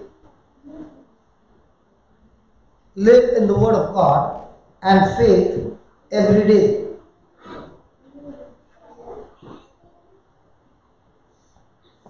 Next line. Talk in faith. Talk in faith.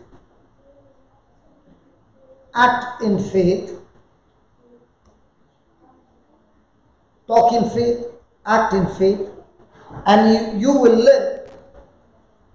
And you will live without a curse. And you will live without the curse.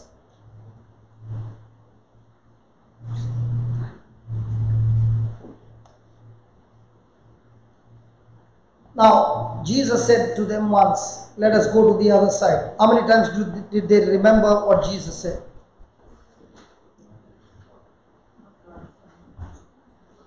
But when the storm came, how many times did they remember what the storm said? Hey, can a storm talk to you? But does it talk verbal words or thoughts? Can an electric bill talk to you? Can the lawyer's notice talk to you? Can the bank papers, documents coming to you, a notice coming to you, talk to you? The doctor's bad report can talk to you? Even when you are sleeping with the lights off? Hello? Doctor's report you need to read, right? You need the light. Once you have read it, now can you read the report without light? Are you understanding what I'm saying? So the more and more you read the doctor's report without the light in your mind, are you growing your faith or fear? So what did you write? Don't wait until the storm comes to get into your faith. So the storm is coming for what? To destroy your faith. Because when a person is operating in faith, he is not operating in the natural, he is operating in the supernatural. So how do you live your life of faith? Live in the Word of God. Open your mouth and speak the Word of God. You are living in faith. Hallelujah. Hallelujah. So how do you practice it every day? Talk your faith. Act your faith. See that? Again. Again. What happens when a person is talking his faith and acting in faith? Every curse in your life begins to get destroyed. What is curse? What is a curse? Curse is empowerment from the kingdom of darkness to live a defeated life, a torturous life, a miserable life, a life of destruction. So when does a curse get activated? When you? How? When did Jesus activate the curse in a fig tree's life?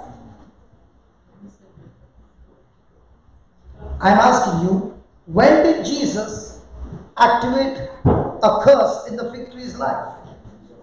When he spoke the word. And what did he speak? A negative word. Have you ever spoken a negative word towards someone? Yes. What are you doing? Cursing. And if you have cursed somebody, have you planted the seed? How much will you receive? For every seed that you have sown, 100-fold. So let's say a person, my brother Xavier, is doing something negative towards me. And I open my mouth and I speak what he did negative to me. Did I speak faith or did I speak sight? Right. So when I spoke what he did to me inside, did I activate faith or fear? Now will fear bring destruction in my life as well? So when he is doing negative, and I open my mouth and I speak faith, so I am speaking good things and not negative things for the negative he has done. So did I activate faith or curse? Faith. And I am believing it and I am acting on it. Now what happens? Every curse that Satan had planned in my life gets destroyed and I live a victorious life. Did you get the formula? Yes. Hello? Yes. So do you get people to go and bless them? Hello? Yes. Do you have opportunities to do that? Yes. Right on. Fear shuts the door to faith. Fear shuts the door to faith, and faith shuts the door to fear. Fear shuts the door to faith, and faith shuts the door to fear. So let's say a person got a bad report coming from the doctor. If the doctor said you are suffering from ABC. Now when the person opens his mouth and tells everybody, please pray for me, I am suffering from ABC. Did he speak faith or fear? Fear. So if he spoke fear, has he shut down faith to work for him? Yes, yes. So will this affliction that has come upon him work for him or against him? Why is it working against him? Because he himself shut the door. The disciples, did they have Jesus with them? Could they wake up Jesus? And would Jesus get on the job? But did they wake up Jesus? No. But they spoke to each other, we are going to die. We are going to die. We are really going to die. And they spoke so many times that when they woke up Jesus, they said, don't you care for us? Come on. You mean to say Jesus doesn't care? Was Jesus not caring for them? He was. But what did they say? You do not even care for us. Has anybody ever, when they are fearful, spoken such words to their own loved ones? You're not even bothered about us. You don't even love us. You have abandoned us. You know. And mostly the husband gets all this to listen to. No, only the wife gets to. When fear gets into us too much again and again and again and again and again and again and again, the person will start speaking nonsense. He doesn't speak faith anymore. He speaks only negative things, cursing his marriage, cursing his children, cursing his job, cursing everything by speaking negative things before it is manifested. Are you understanding the spiritual law? You can shut the door of fear by speaking your faith. When a person is speaking faith,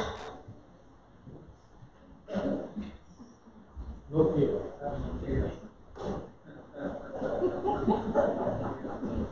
did you see my action? For the mistake that I did, it is his expensive instruments.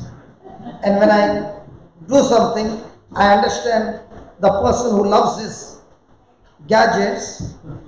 See, for a person who doesn't use, let me do. But a person who uses it and understands the value, even that while shaking like this, he will be saying, brother, please don't damage my gadget. Hallelujah. A person who loves, when you stamp on that cable, for another person, I stamp, what will happen? But a person who understands sound, he'll say, you stamped it, you compressed my cable, the cable is damaged. But you say, but I can still hear the sound. Yeah, you can hear the sound, but the fine frequency is gone. Is that right? The way he is handling the cables, I know he must be loving his cables more than. You heard some sound coming from behind. Isn't that true? Yes. Because see, you touch his clothes, he has no issues. You touch his bag, he has no issues. You touch his cables, hey, don't roll them. I will do it. If you want, after the break, you go to him and say, brother, let me help, I'll roll it. He'll say, please don't touch it, because your rolling will make my cables go like this. Is that right, brother? In the same way, there are systems. The devil wants you to speak fear, so that the moment you spoke fear, one thing, you have shut faith from operating for you. Now, the affliction is saying, I'm in charge, I'm going to destroy one by one everybody in the family. Right on. To make the change from fear to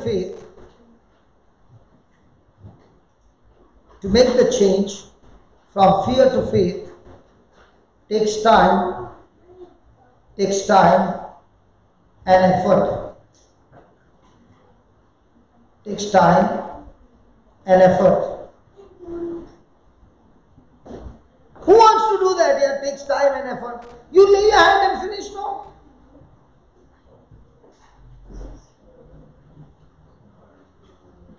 Has anybody ever seen a car whose battery has gone dim?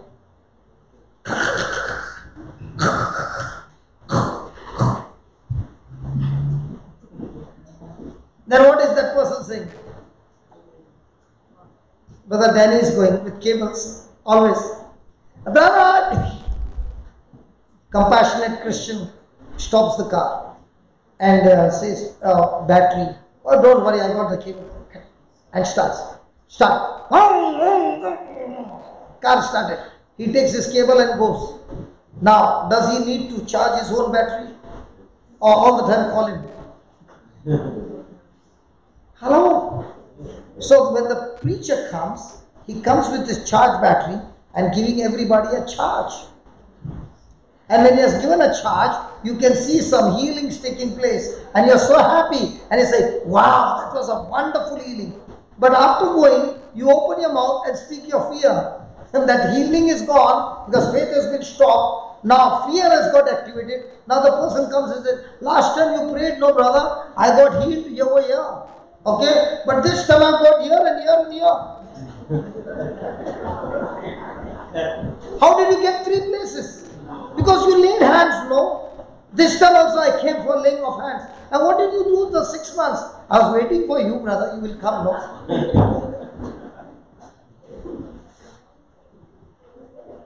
And what were you doing those 6 months? I was talking all about my problems. And I went and shared my problem. Because you know, brother, when you share your problem, you feel light. You don't feel light, my friend. You have activated a curse on your life. And the devil wants you to make you feel light so that he can now come with more power by the word spoken by you. Amen?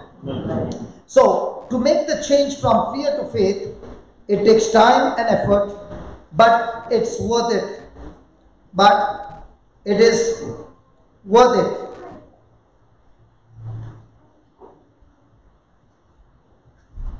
In every situation,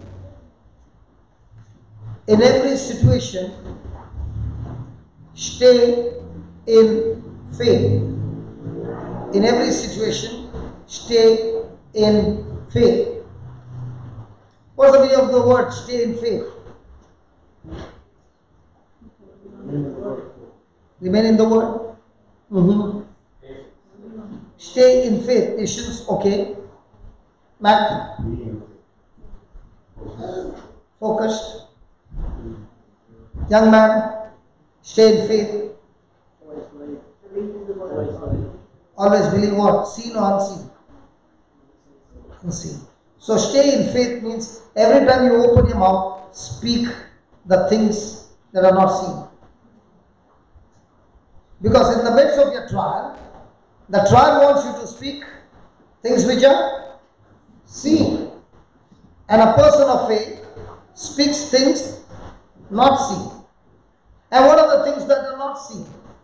The things that God has promised in His Word. So, just because things are not seen, does it mean it is not there? How many of you have ever heard something called as Wi-Fi? Not? Hello, Wi-Fi? Yes. You have heard Wi-Fi? It's not Wi-Fi, it's Wi-Fi. Okay, in Wi-Fi, for example, I went to Brother Danny's house. And I said, brother, you got Wi-Fi? He said, yeah. And he came and gave me the password. Only when he gave me the password and I put it right, now do I have the connection? Now even though I'm roaming all around, am I roaming with the cables or is it Wi-Fi? Now, because of the Wi-Fi, can I do internet works? Yes. Come on. Yes. In the same way, do you have heaven Wi-Fi? Yeah. It's there. And what is the password? The scriptures.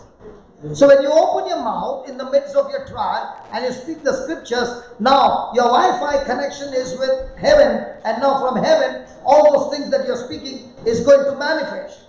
But in the midst of your trouble, instead of you speaking the scriptures, you spoke your problems of things seen. Now your Wi-Fi is connected to whom? Heaven or hell? Hell. So ask your neighbor, which Wi-Fi are you operating on?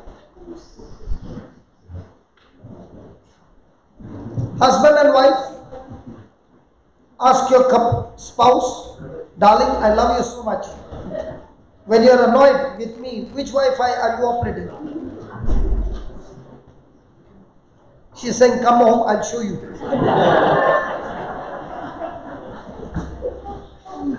Hallelujah. So do we have world's Wi-Fi, heaven's Wi-Fi? Yes. So how do you keep yourself in faith? No matter what happens, no matter how bad your emotions are, no matter how bad your feelings are, you only speak what God's word says. Because speaking God's word does not mean physical evidence, it's all on spiritual evidence. And if you are believing that spiritual evidence, faith will convert that fact into physical evidence. It will change the fact. Hallelujah. Hallelujah. Now, the disciples, were they with Jesus all the time? Yes. Now, when the storm came, they spoke on what evidence? Come on, seen or unseen? Seen. Because they were focused on seen, did they blame Jesus? And did they falsely accuse him that you are not even caring for us? What about Jesus when he's sleeping on the ship? And the Bible says the ship was being filled with water. I was wondering, Jesus, were you underwater or floating on the water? Praise God. Have you ever seen a person going to sleep in the water? Jesus can float and still sleep. Praise God. And he was fast asleep. Now, was the ship straight or going this side, that side? Can anybody get sleep like this? Was Jesus at rest? Now my question is, do you think Jesus had no danger? Do you think he was sure that he would not die? Yes or no? No. No. No. I'll prove it to you through scriptures. Because what we think, because he's Jesus, he had no fear. Because he's Jesus, there was no danger. Because he was Jesus, he did not have trials. Now I will show you, Jesus cried every night, asking for help. And when he cried, he did not cry just silently. He cried with loud cries, talking to his Father, asking him to help him, to save him from death. Not one day, every day. Is it recorded in the Bible? Yeah. Have you read it before? No. Are you going to show? No. If you don't show, how will we believe? See, I just spoke to you, and many of you are saying, not possible.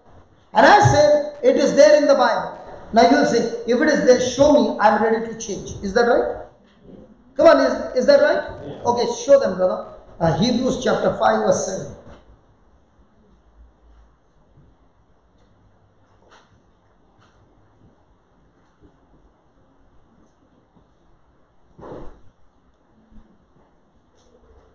Read it.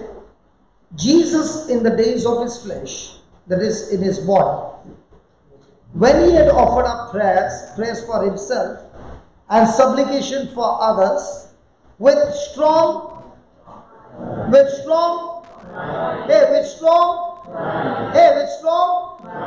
and tears unto him, that is the Father, that was able to save him from death. So was he crying every night? Yes. Asking his Father to save him from death? Yes. Did the Father save him from death? He was heard in that he feared. So was Jesus scared? He had a mission. What was his mission? To go to the cross. But do you think Satan tried to kill Jesus all the time? He tried to kill him even when he was born. Satan used heroin to kill the male child during the time of Jesus. And God spoke to Joseph and said, take your child now and the mother and escape to Egypt. Is that right? So Jesus was facing death every night and every day. But how did he keep himself strong? With prayer and supplication, believing and trusting in his Father's protection. So even when he's sleeping there, was Satan's plan to kill him? Yes. But was Jesus resting on his Father's word? Believing in his Father's word? Was he at rest or without rest? At rest. Now look at verse number 8. Though he were a son, yet learned he what? How? So how did Jesus learn obedience? How are you going to learn obedience? In the midst of your suffering. Are you also supposed to cry out and pray to God? Yes. And when you offer prayers, now offering prayers means always speaking in line with God's word. The moment you spoke against God's word, it's no longer a prayer, it becomes a curse. That's why the truth will set you free. That's why we got to spend time in knowing the truth.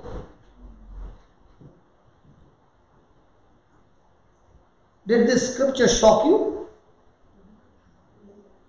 Because all of us have this thinking. He was Jesus. He said, stop!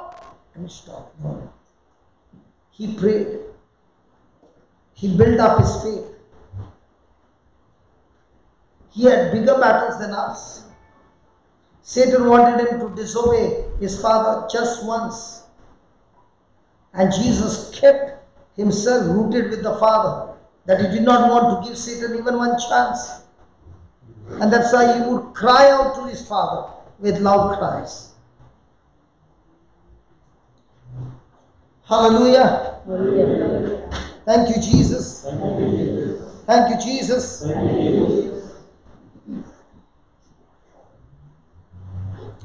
Okay, coming back to Mark 4.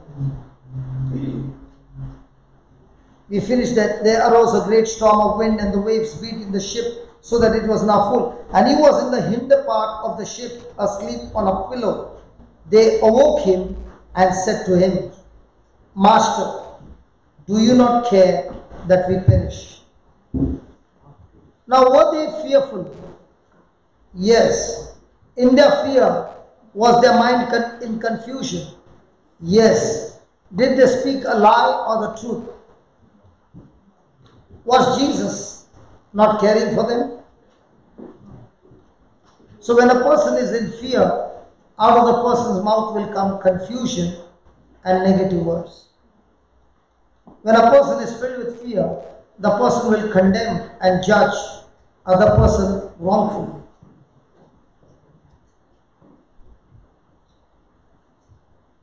Write down.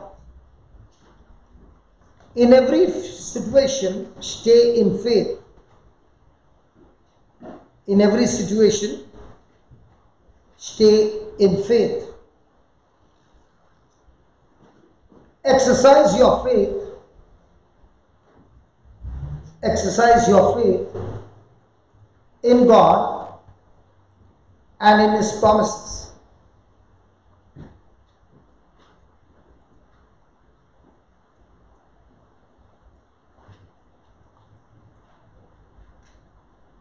Now when Jesus was praying every night with loud cries, was he speaking fear or was he still speaking faith? Was he still agreeing to his Father's will? Now did he do this exercise daily? So every night what was he doing? Charging his battery. But during the day, could anybody see him in tears? During the day, what was they seeing him in action? So at night, he would charge his battery by talking to his Father, and during the day, he would be a terminator destroying the kingdom of darkness. So is there a time to pray? Yes. Is there a time to go and attack the kingdom of darkness? So was he staying in faith all the time? Yes. Was he exercising his faith? Yes. Do we stay in faith all the time? No. Do we exercise in faith every time? No. We exercise fear all the time. So do we get results like Jesus got? No. We get results like every other person in the world gets, even though we are Christians. What is the reason? Wrong destination, wrong belief. Write down. Jesus thought that there would be persecution. There would be persecution for those who follow him.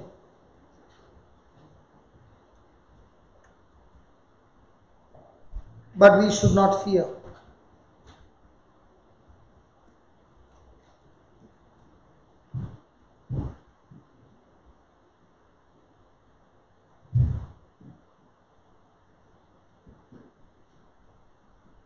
So are there going to be oppositions? Yes. Are there going to be trials? Yes. Persecution? Yes. False accusation? Yes. But with all these things happening in our life, should we fear? So the moment the person fears, is he activated the law of faith or the law of fear? So can he get anything good coming from the kingdom of heaven?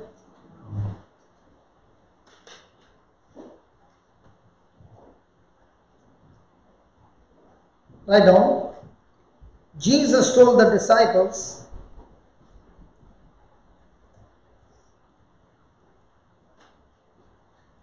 let us go to the other side.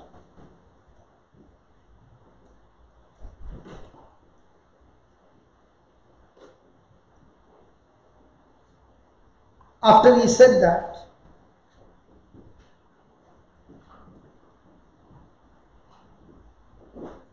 things began to change.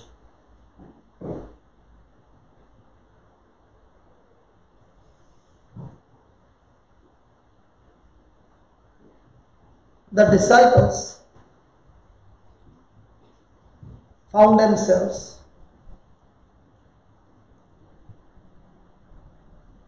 not ready for this change.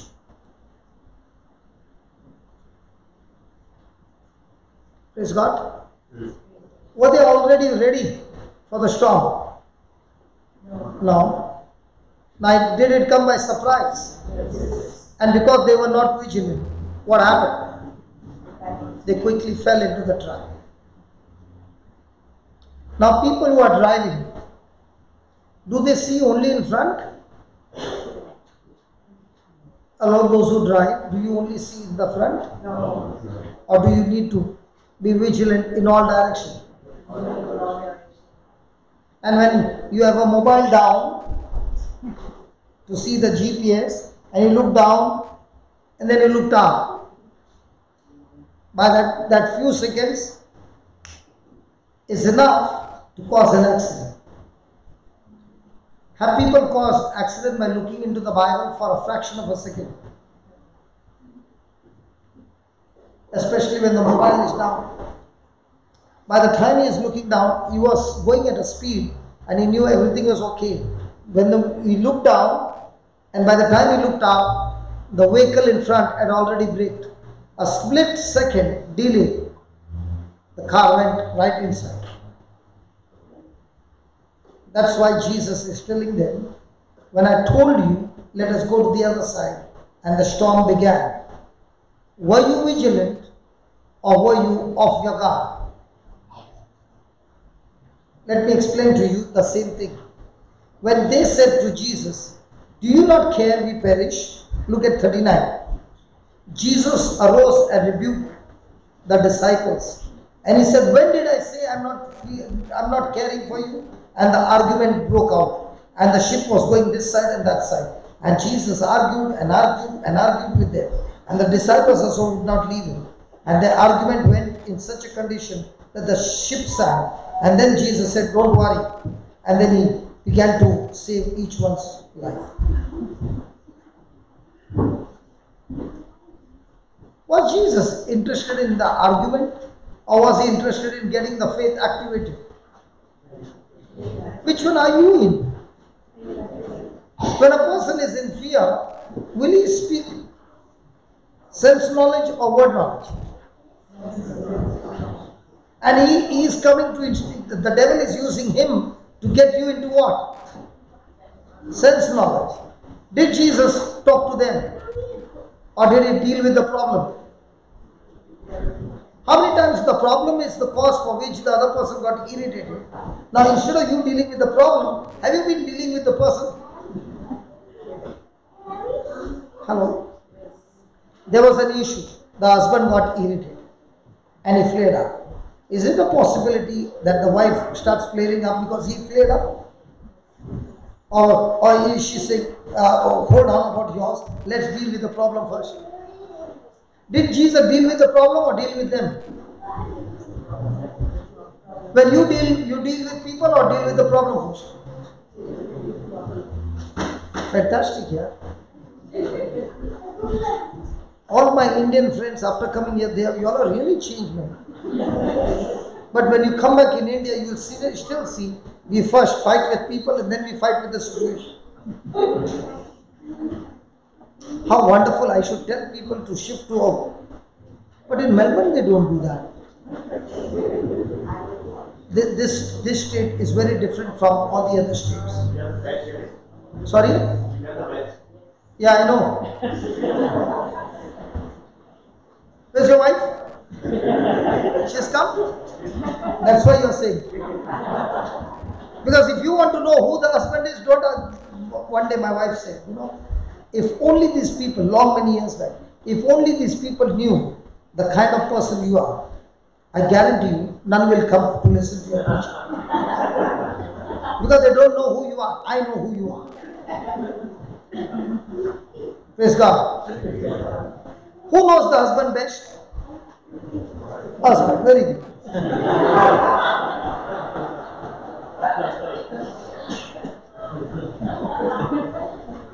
So my question here is, did Jesus get into argument for the false accusation?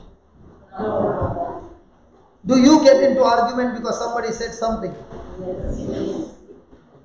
That sister from Australia, she's saying never. I appreciate that. But if you go and ask any Indian, we are trained first to fight with people. Because people's word I can hear. The situation word I can't hear. Whatever I hear first, I deal with that. How many of you have ever heard a thing talk to you? I said, how many times have you heard a thing talk to you? You ask your husband when he's fixing up some things and it's not getting fixed. Those things are talking to him. You forgot that thing. Now, taka taka, taka taka. Does it happen sometimes, brother? And nothing. Hallelujah. So from now on, are you going to fight against people or against the things? Did Jesus argue with people or did he attack the thing? So are you supposed to attack people or attack the problem? So are you supposed to attack the problem in the person or the person? So when a person is drunk, are you supposed to fight with him or the spirit that made him drunk? Are you understanding what I'm saying? See, we don't fight against the spirit that got him drunk. We fight with that person. And now he's angry, he goes out and drinks again and he comes. But if you're going to fight with the spirit by saying, Jesus, you have given me authority to trample down snakes and scorpions, and you said what I bind on earth is bound in heaven. Lord, you said where 2 or 3 agree, anything on earth it's done. Holy Spirit, I agree with you, and in the name of Jesus, I'm talking to the spirit of alcohol. I bind you, I curse you, and you are no longer in my loved one's life. In Jesus' name. Back off in Jesus' name. And the whole day you are saying the same thing. Do you know what you did? You took the gun at one spot and kept on firing. That spirit gets tortured and leaves the person. How do you know? We deal with the alcoholics. How do you know? We get victory. The victory comes not from us. The victory comes from the family. We tell them, take these promises of God and say at least for 50 times, 100 times, say at least 10 rosaries on the beads, the scriptures for your loved one. And if you are faithful in saying that, I guarantee you, your loved one whom you have admitted in the center, he comes out of alcohol without withdrawals. We need your backup. Because we are not fighting against him, but we are fighting against the spirit that is making him drunk. And to get that, we need the support of the family. So did Jesus attack the storm or did he attack the people, the disciples? Which one do we attack? And he arose and rebuked the wind and said unto the sea, Peace, be still. And the wind ceased and there was a great calm. Now, I've seen in Goa, especially when we are preaching the word of God and it's a lunch break, and during the lunch break it's raining, to go from this end to the other end you have to walk, and it's going to cause chaos. So I will just say, Lord, if you spoke to the storm, peace, be still and be calm, and the storm stop. I'm talking to these clouds. Just move from this place so that there's no rain and we can go have our food, come back, and then the clouds you can come and pour rain. We need rain, but not at this time. Let the clouds move now in Jesus' name. And before I can finish the prayer, everything is stopped. And if this doesn't happen once, it happens always. Why does it happen? Well, this authority is given to everybody. Hallelujah. Hallelujah. Thank you, Jesus. Thank you, Jesus. I was in Melbourne about a year back, and it was very hot, extremely hot. And there was 2 divisions This side row and this side row. This side row the fan wasn't working. This side row the fan went off. So now they are all looking at this side row. So I said, Lord, there is so much of heat. Can you just turn this into an air condition, please? Thank you, Lord, for doing that. And we continued. All of a sudden, dam, all sound is coming. Ice is falling. What do you call that? Hailstorm. It fell so much that the floor was covered with this much. Okay?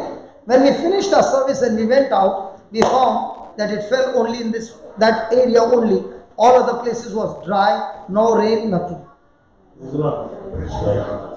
God hears your prayer if you believe. Write down.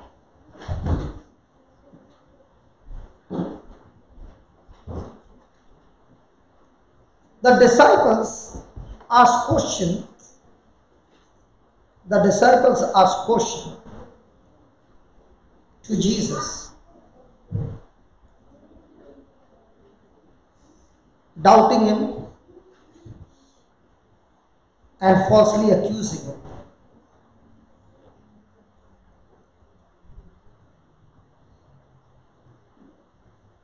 We can ask questions. We can ask God questions for information.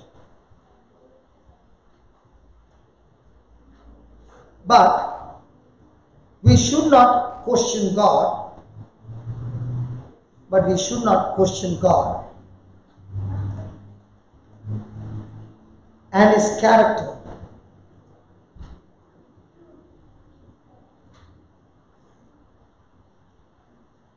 We can ask God questions. We can ask God questions to learn more. We can ask God questions to learn more about what He is showing us. Learn more about what He is showing us. He will give answers.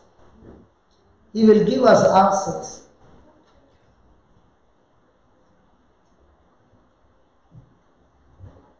He is our source and supply.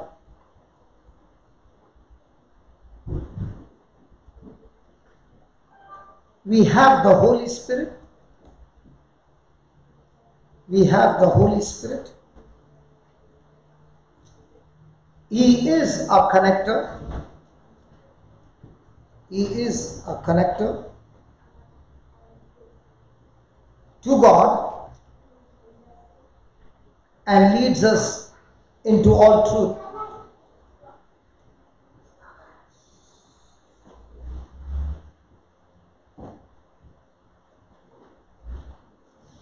Next line. Jesus told His disciples,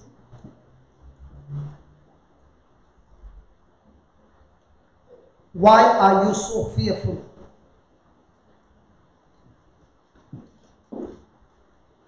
How is it that you have no faith?"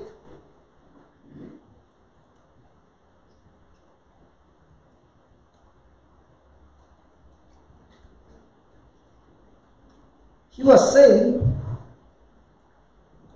do not be misled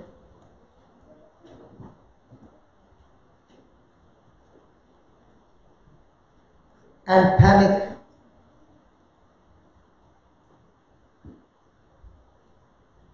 There will be wars and troubles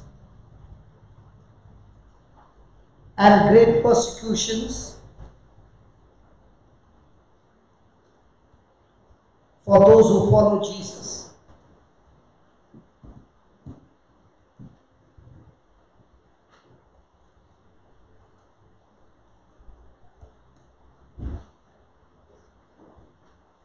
Satan attempts to persecute us every day. Satan attempts to persecute us every day. We have to take a stand. We have to take a stand against fear daily. We have to take a stand against fear daily by taking authority over him. By taking authority over him and pleading the blood of Jesus and pleading the power of the blood of Jesus and pleading the power of the blood of Jesus.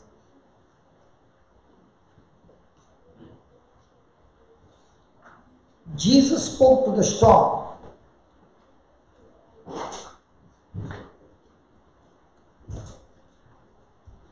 Rebuked it,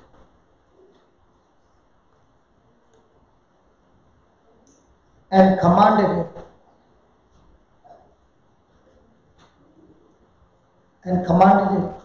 to be at peace, and be still. We too are given the authority. We too are given the authority to speak in the name of Jesus.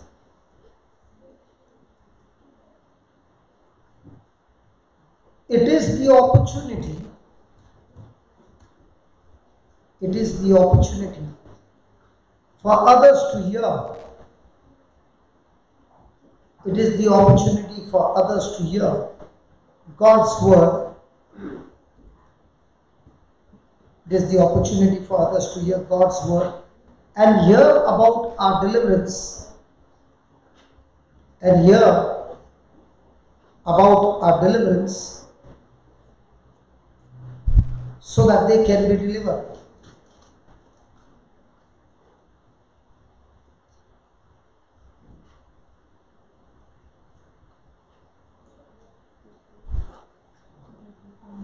Praise God. Now in this passage, was Jesus asking them, why are you so fearful? Yes. Now did these disciples have the same power to stop the storm? Did they use faith in the beginning? So when they refused to use faith, did they operate in fear? Now did the storm take over them? So in the same way, in our life, has Jesus given us power and authority to trample down snakes and scorpions? Yes. And to overcome all the powers of the enemy? Yes. And nothing will harm us. Yes. But do we use this authority? No. Will God use this authority on our behalf? No. Yes or no? Yes. Yes or no? Did Jesus use this authority? Come on. Yes. Now, in the storm, were the disciples on the wrong side? Yes. Did they wake Jesus? Yes. Did he use the authority? Yes. So in our storm, when we fail, will Jesus use his authority? Yes. Brother Xavier, will they use the authority? So how come Jesus used the authority? Did they wake Jesus? Yes. Did Jesus calm the storm? Did the disciples calm the storm? So did Jesus calm the storm for them? Yes. So will Jesus calm the storm for you? Yes. Unless you say the word. Ask Jesus to calm the storm. So is Jesus supposed to calm the storm for you? No. So why are you asking Jesus to calm the storm then? We can find the authority of Jesus. So why is Jesus calming the storm here? He has the authority. So will you not use the same authority now? Yes, we can. Okay, I'll tell you why not. Is Jesus in the body now? There? Flesh and blood. Is he in flesh and blood today? Hold on. Is Jesus in physical man body during that time? Now, had God given dominion over all things to man? Yes. Can God interfere? No. Can man say? Yes. Because this power is given to whom? Man. Now, when Jesus is sleeping there, is he man? Yes. Now, can he, at that time, could he use the power? Yes, as man. But today, can he use the power? No, because he's not man on earth. Oh, did you get that? Did you get that? Yes. I was confusing you on purpose so that we can understand that. Again. Okay, brother, please put that. Genesis 1:26. Others they will say, I did not understand. So let me make you understand. Brother Xavier, I'm sorry because I put you on a hot seat. But you know, please understand, I'm trying to confuse you. You are right. But because I put pressure on you, you got confused. Brother, the devil will put more confusion than I am. And if you're not sure, then you will come and say, brother, the last time you thought I was so excited, I went on, and then the pressure came in my office, and I came back defeated. I don't want you to live a defeated life. You should be sure. I said you should be sure. Okay, here we go. And God said, let us. Who is that us? Who is that us? Hey, who is that us? God the Father, God the Son, and God the Holy Spirit. Please don't go on my expression. I'm here to confuse you. And the reason I'm confusing you, that you should be sure. Is that clear? Yes. So let us make man in our image after our likeness. So I want the let us make man in our image after our likeness, and let us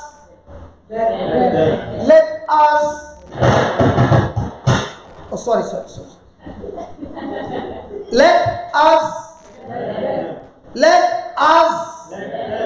Let them and us. Let them and us. Today I want to show you how much God loves you. Okay? Brother Xavier, you have a property of 50 acres. I like the way you say. Good, you are believing. Oh, and then you met Rosemary, and then you said, I love you so much, this property I give to you. What will she say to you? I love you. Now, earth belongs to whom? God. He created man.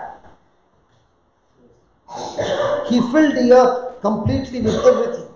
Now, you got married to her first, or you made the house first?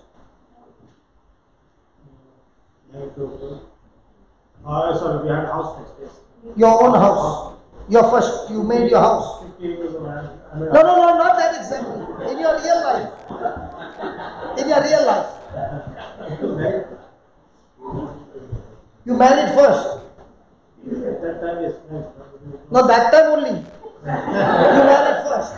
And then you, together with her, made the house. Yes. Now, look at God. He made the stay first, filled up with everything. When everything was awful, then He made man. So you can understand the difference in love. There are many men over here who made the house first, filled it with everything, And then he went in search of a woman and said, "This is the house I made for you." All the men are saying, "Meet us after the class." Putting all these things in my wife's mind. Okay, I'm trying to show you God's love and man's love. So, after he created man, the earth belonged to God. But look what he's saying. Let them. Now, is he saying let them and us, or is he saying let them? Now, what is this love? Is this love? Yes.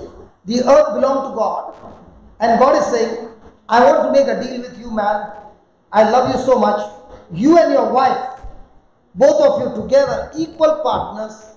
I give you all dominion over everything from now on." So now, who has the dominion, God or you? So if God wants to perform something on earth, is he legally right to perform anything? Does he have legal right to perform anything on this earth? Because to perform legal right, anything on this earth, the spirit needs a physical body.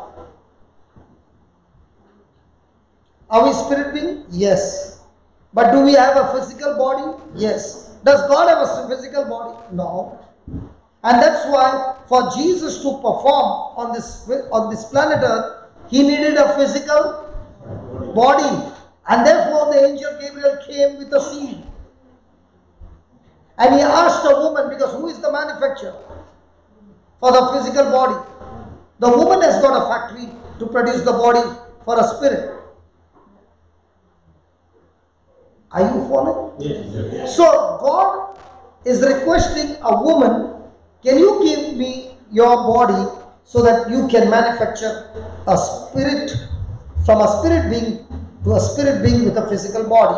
And Jesus came into the scene with a physical body. Now that he has come in a physical body, now can he perform on this planet Earth? Yes. Yes. Now when he rose again and he went, now can he perform? No. Now he can perform through somebody's body. Are you understanding? Yes. So when he was in the physical body, he could stop the storm. But now that he is no longer in the physical body, he has given us his spirit who will inspire you. Open your mouth and tell that spirit to get out, and I will do the rest. Why? Because you have the authority to do the job. Praise the Lord. Are you understanding? Yes. Did you get that? Yes. Did you get that? So who is supposed to be in charge of this planet Earth? Us. So what's the fight? The fight is Satan to do the nasty things. He also needs the body. Yes. So he is looking for somebody who can hear him and use the power to destroy somebody's life. Are you understanding? Yes. So write down.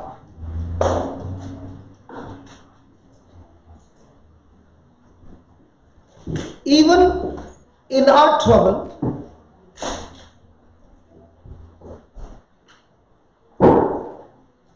the enemy accuses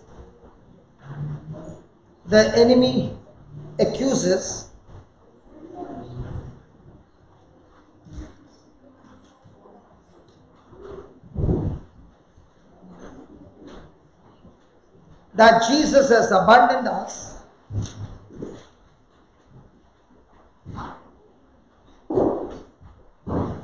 The truth is, Jesus is with us.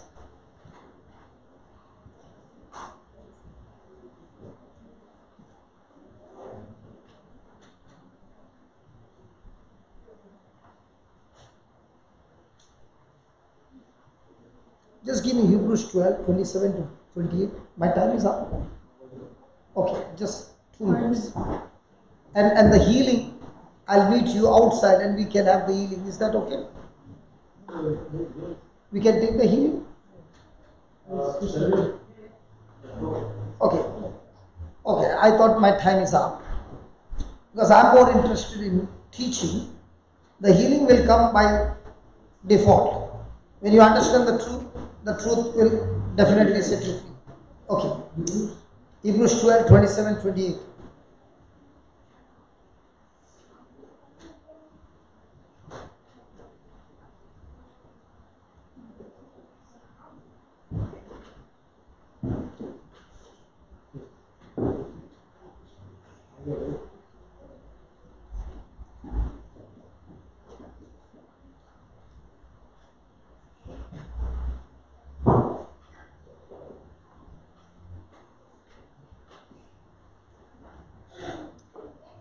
So in the old covenant, when the Lord was speaking to the Israel, okay, did the Israel say, the people who came out of Egypt, and God was speaking to them at Mount Sinai, did they say, let God speak to us, or did they say, let God speak to you, Moses, and then you come and talk to us? Which one? You speak to Moses, because they were full of fear. So, were they interested in relationship, or were they interested in their things? So here the word of God says in 27, and this word, yet once more significant, the removing of those things that are shaken, as of things that are made, that those things which cannot be shaken may remain. So there are two things. The things which are corrupted will be shaken, and the things which are not corrupted will still remain. Now on this planet Earth, because of the sin, did corruption come? Yes. So there are things which need to be shaken, and there are things which cannot be shaken. Now what is not shaken? The promise of God is never shaken. It's the same yesterday, today, and forever. So the facts that you see, your troubles that you see, can it be shaken? Yes. So when you apply the things that are not shaken on the things that are shaken, then what is shaking you will be destroyed. Oh, am I going too fast? Again. Now, for example, a person is sick in his body. Is it corruption? Yes. It needs to be shaken. It needs to be removed. So will you use the things not shaken to change the things that are shaken?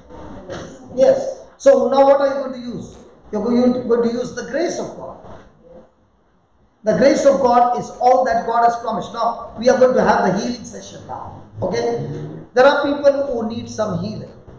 Okay? Is the promise of God the same? Yes. Now, this promise of God which is unshakable, does it need my faith also to agree with it? So when my faith agrees with it, my faith also becomes unshakable.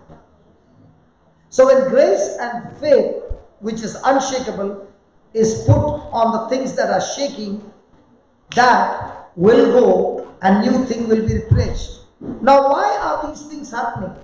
With these things, the Bible says, therefore we receiving a kingdom which cannot be moved, let us have grace, whereby we may serve God acceptably with reverence and godly fear.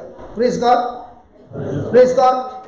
So this shaking is for what? For my own good. Now let me give you an example. If I had not gone through those crises 21 years back, now that storm that came into my life, was it that Satan brought that storm? One. God brought that storm, or I brought that storm? My own, the prodigal son. Did God bring that storm, or the prodigal son's own decision brought the storm? Are you following? Yes. Now, Jesus in the storm. Did Jesus' action bring the storm, or Satan brought the storm? Satan brought the storm, because Jesus did nothing wrong. Are you following? Now, Caleb and Joshua roaming for 40 years. Did they bring the storm? Satan bring the storm, or the ones with whom they were, they brought the storm? For example, the wife is in the Lord, the husband is drinking. Will the husband's action affect the wife? Yes. Will it affect the family? Yes. Now, did they do wrong? But did the husband do wrong? Yes. Can she leave him? No. And because of which it affects the family. So three different storms. One, the person is involved. Two, the person is not involved. God is involved. The devil is involved. Three, the person is not involved. Oh, sorry. Third, the person is not involved. Satan is not involved. But the loved one is involved. Now, what is the solution for all the three storms? In the prodigal son, the solution was repentance. In Jesus' storm, there was no need of repentance because Jesus had not done anything wrong. There, the authority over the storm had to be used. Third one, the person is not involved, Satan is not involved, but the loved one is involved. How do you deal with that storm? Like Joshua and Caleb dealt with their storm of 40 years. What were they doing? Patience, endurance. I went too fast. Hello, did I go too fast? Let me give you again. Okay, we'll finish this and stop it. Okay. The prodigal son, did he get into a mess? Yes. Why did he get into a mess? His wrong decision, his sinful life. Did the mess stop? Yes. When did it stop? When he repented and came back to the Father. First time. Do we come under this category? Yes. Hello, do we come under this category? Yes. Second storm. Jesus is sleeping in the boat. Was there a storm? Yes. Was the storm threatening Jesus to put him to death? Yes. Now, how did Jesus stop the storm? He spoke with authority. Did the disciples speak with authority? No. Because they refused to speak, would they die? Surely. But did they have the authority to speak? Yes. Had Jesus given them authority? Yes. Did they use it? No. So they died. Are you understanding? Yes. So when it is Satan, can you use repentance? No. When it is Satan, you need to use the authority. Third storm. Joshua and Caleb. Were they in faith? Yes. Were they supposed to go to the promised land? Yes. But did the Israelites agree with them? No. So because of which the Israelites had to go back to the desert 40 years. Now, did their action affect Caleb and Joshua? Yes. Now, could they repent? No, because there was nothing to repent. Could they use the authority? They can't use the authority because it is what seed they have sowed, they will reap. So what's the action to end up in this storm? Wait, endure, and patience. Did Joshua and Caleb enter the promised land? Yes. Oh my Jesus. I am going so fast. I'm so sorry. But isn't the word of God so interesting? Yes. Praise God. Now I want people who need some healing. Come quickly, there's less time.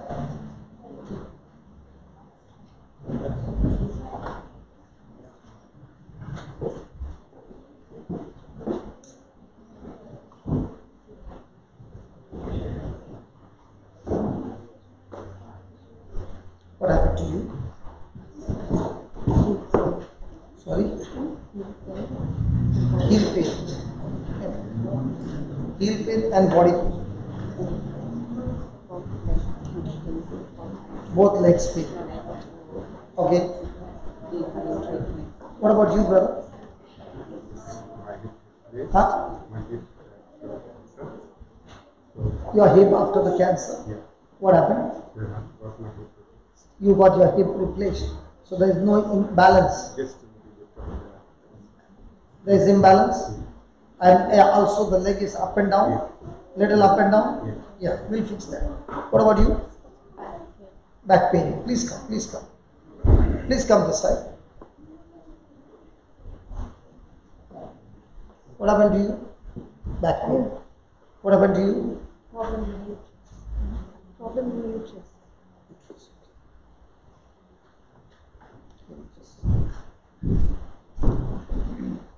Praise the Lord. Praise the Lord. Okay, what about you? Can you come close so that we are all on the camera?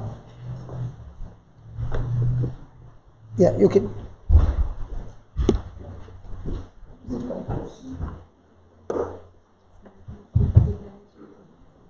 Wow, food allergy. We can finish the food allergy. Please stand. Anybody with food allergy? Food allergy?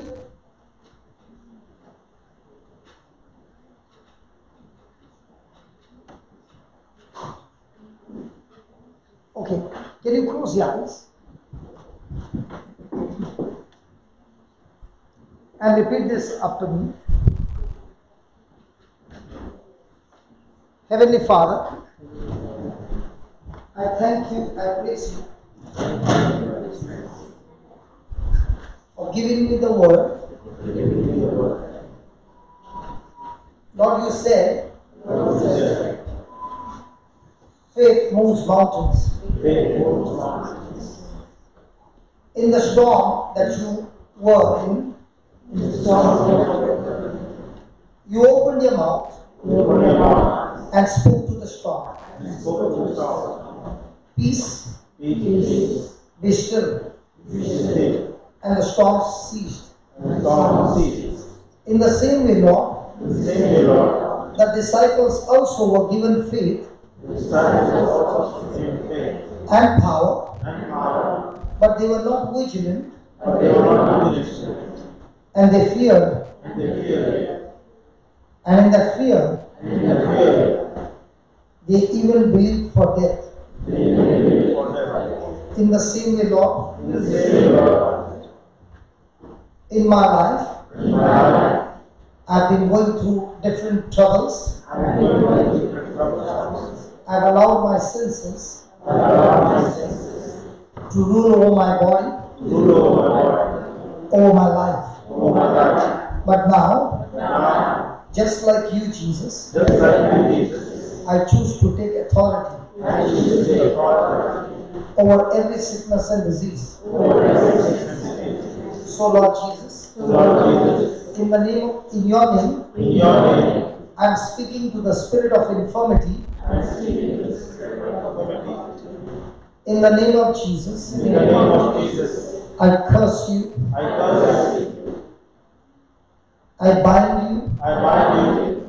I rebuke you. I cast you. Get out of my body. In the name of Jesus. I am the body of Christ.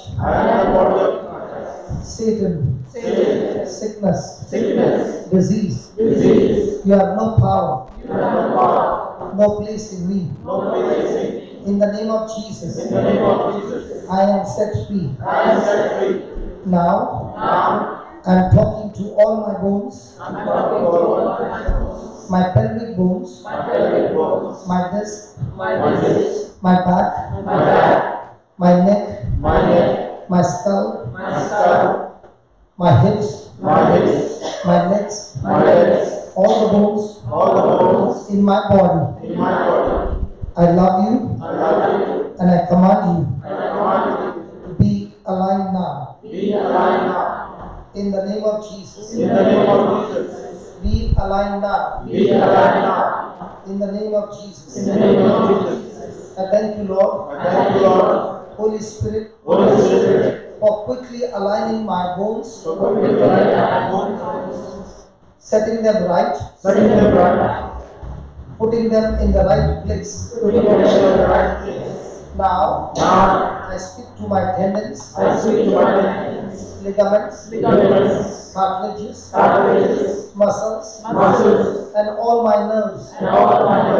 In the name of Jesus, be aligned, recreated, restored, relaxed, loosed, aligned, adjusted, function perfectly, the way God created it to function.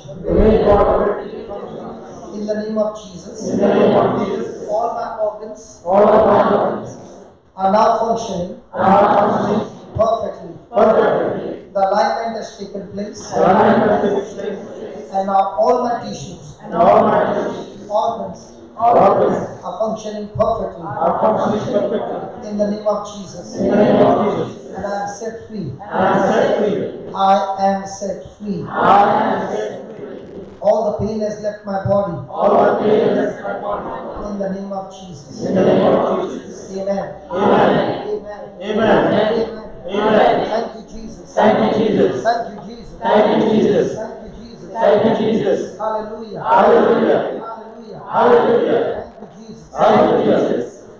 Praise God. Praise God. What problem here? You check your back.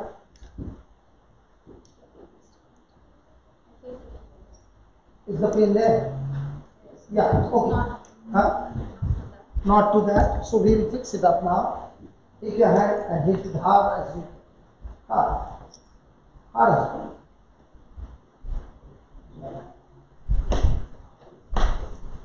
Not yet. Gone? Good. It's gone. Yeah. Take your leg.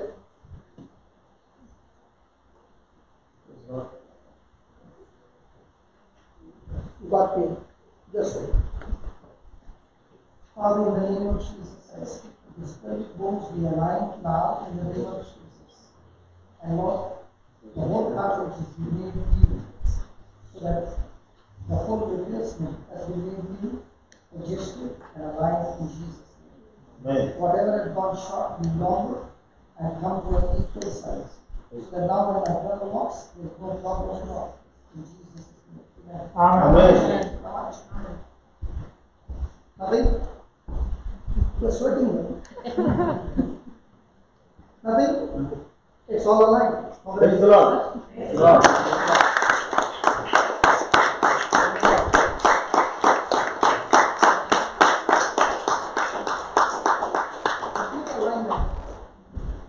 No problem.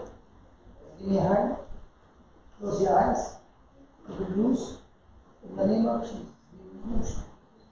You loose. You loose. Thank you, Jesus. Yeah, check the Bible.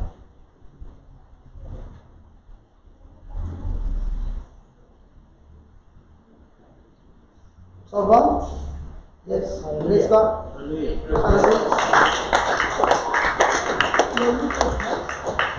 I'm going to box it. Okay, come. Put your hand on your uterus.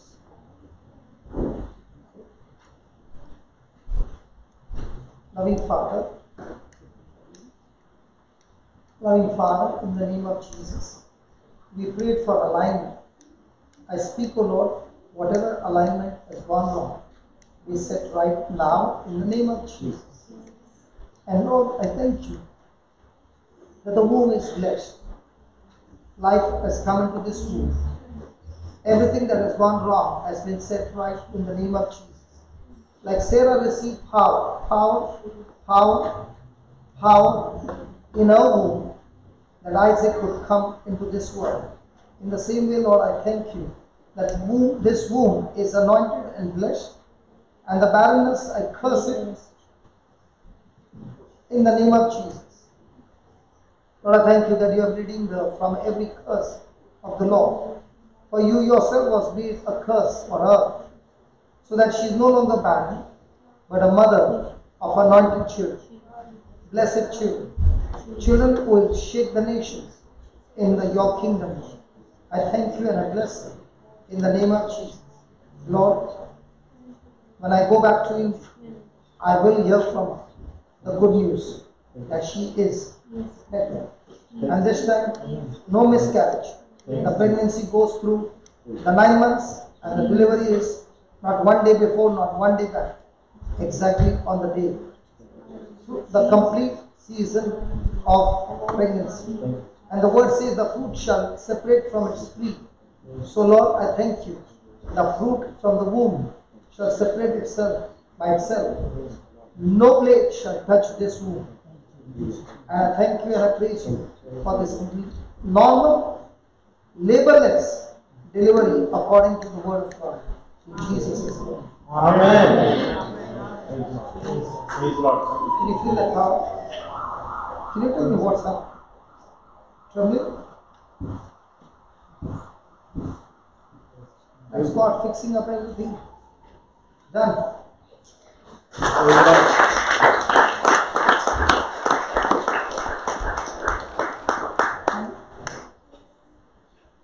Father, in the name of Jesus, I rebuke this. Let infirmity, and I speak to this. Let's be aligned now, adjusted now, in Jesus' name. The joints be lubricated in the name of Jesus.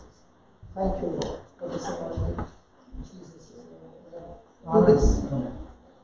Harder. Harder. Thank you, Jesus. Again. Again. Do that. Give a jerk. Yeah, one more time. Yeah, now it's a cleaning. Praise the Lord. Now, anybody you find with allergy, any food, okay, you can destroy it. You must open your mouth and explain to the child. Person, when God created all things, did He say it is good? Yes. Hello, did God say it is good? Yes. If the word of God says it is good, then you should also say what God said. So God said it is good, then all the food that we eat is good. Good. So when you say this food is an allergy for my child, you are not agreeing with God's word. Okay? So now, you can lay hand and destroy it. Say this, Lord Jesus, I thank you. Your word says, all that was created was said, it is good. And what is good that you have declared cannot be bad for my child, because this child was created by you and given to me as a gift from you. So in the name of Jesus, anything that is making this food bad, it is destroyed. And I declare no more allergy of any kind in my child's body. Is completely set free. Not only from the allergy, but also from asthma. No more breathing problem. He has got brand new strong lungs. And he is able to breathe freely. I have declared by faith. I have received by faith. And I choose to forgive everybody by faith. And I ask forgiveness from everybody by faith. Lord, I have declared it. I have believed it. And this miracle has been created by you, oh Holy Spirit, my best friend, my companion. Thank you for this quick surgery. In Jesus' name. Amen. Are you coming tonight? Where are we tomorrow? Tomorrow is the last day. Don Bosco relative. But before you come, I want you to feed him with everything. Okay? And you'll be saying, oh my God, this was so easy. That's why I want you to come. So that when you come back, you'll be saying, he ate everything, there was no energy. Praise God. Thank you very much. How do you feel with the new hip? No imbalance? Thank you. Father in heaven, we thank you, we praise you for this great night, O Lord, and thank you that again and again you confirm the word with accompanying signs and wonders. We thank you that your word never fails. It is we who need to build up our faith and agree with faith to experience the power at work. Lord, thank you for the authority and dominion that you have given us, and help us to use this authority every day in our life. Thank you. Thank you for teaching us the sower and the seed, and a heart that needs to be prepared for this good soil. We thank you, we praise you, and all glory and praise to you, Father, for all the miracles that have happened tonight. In Jesus' name, amen. Come on.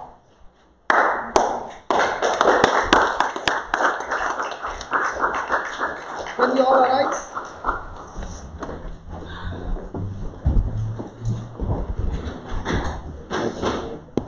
Praise the Lord.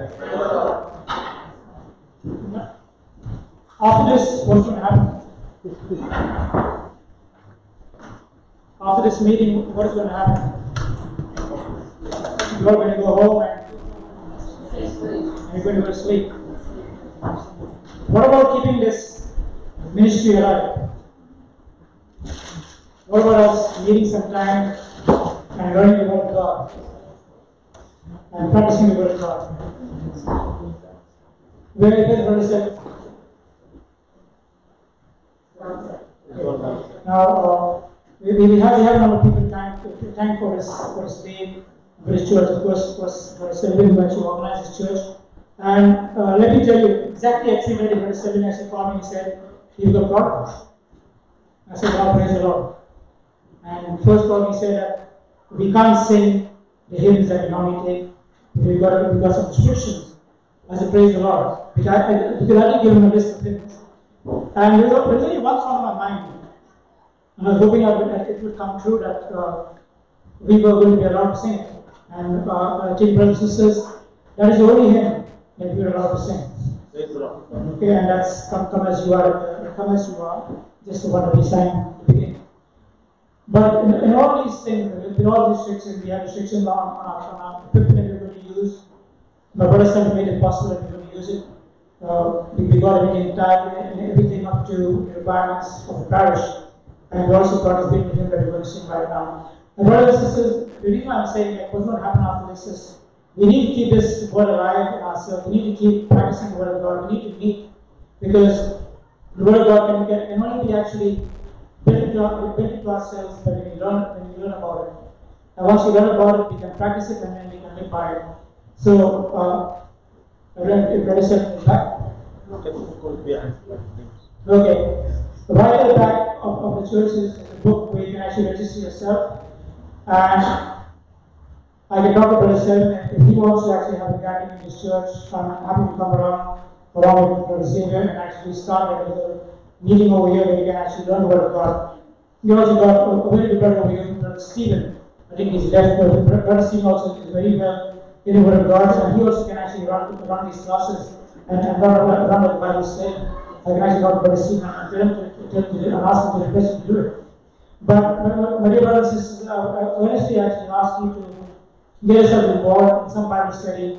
If you don't, please register yourself in those books at the back. Or meet Brother Sequeira. Even we've got Sister Dimia over here who's taking down mobile numbers, and she's actually putting all the mobile numbers onto the JCILM group where you get the daily readings and the daily reflection that come from Brother Johnson. Okay, so meet Brother Sequeira and meet Sister Dimia. Sister Dimia, please come on. So we can see who she is and meet her. Give her your mobile numbers. So she has put them on the JCILM group chat where you come to know more about the Word of God and also come to know when Brother Johnson comes back. So let us take this great song, Come As You Are. This is the only song that I was actually doing that we couldn't get permission, and this is the only song that we actually got permission to sing. So let's make use of it. And there's a beautiful saying over here in this song, earth has no sorrow that heaven can't heal. Earth has no sorrow that heaven can't heal. Hallelujah. Brother Seth, can you come to front?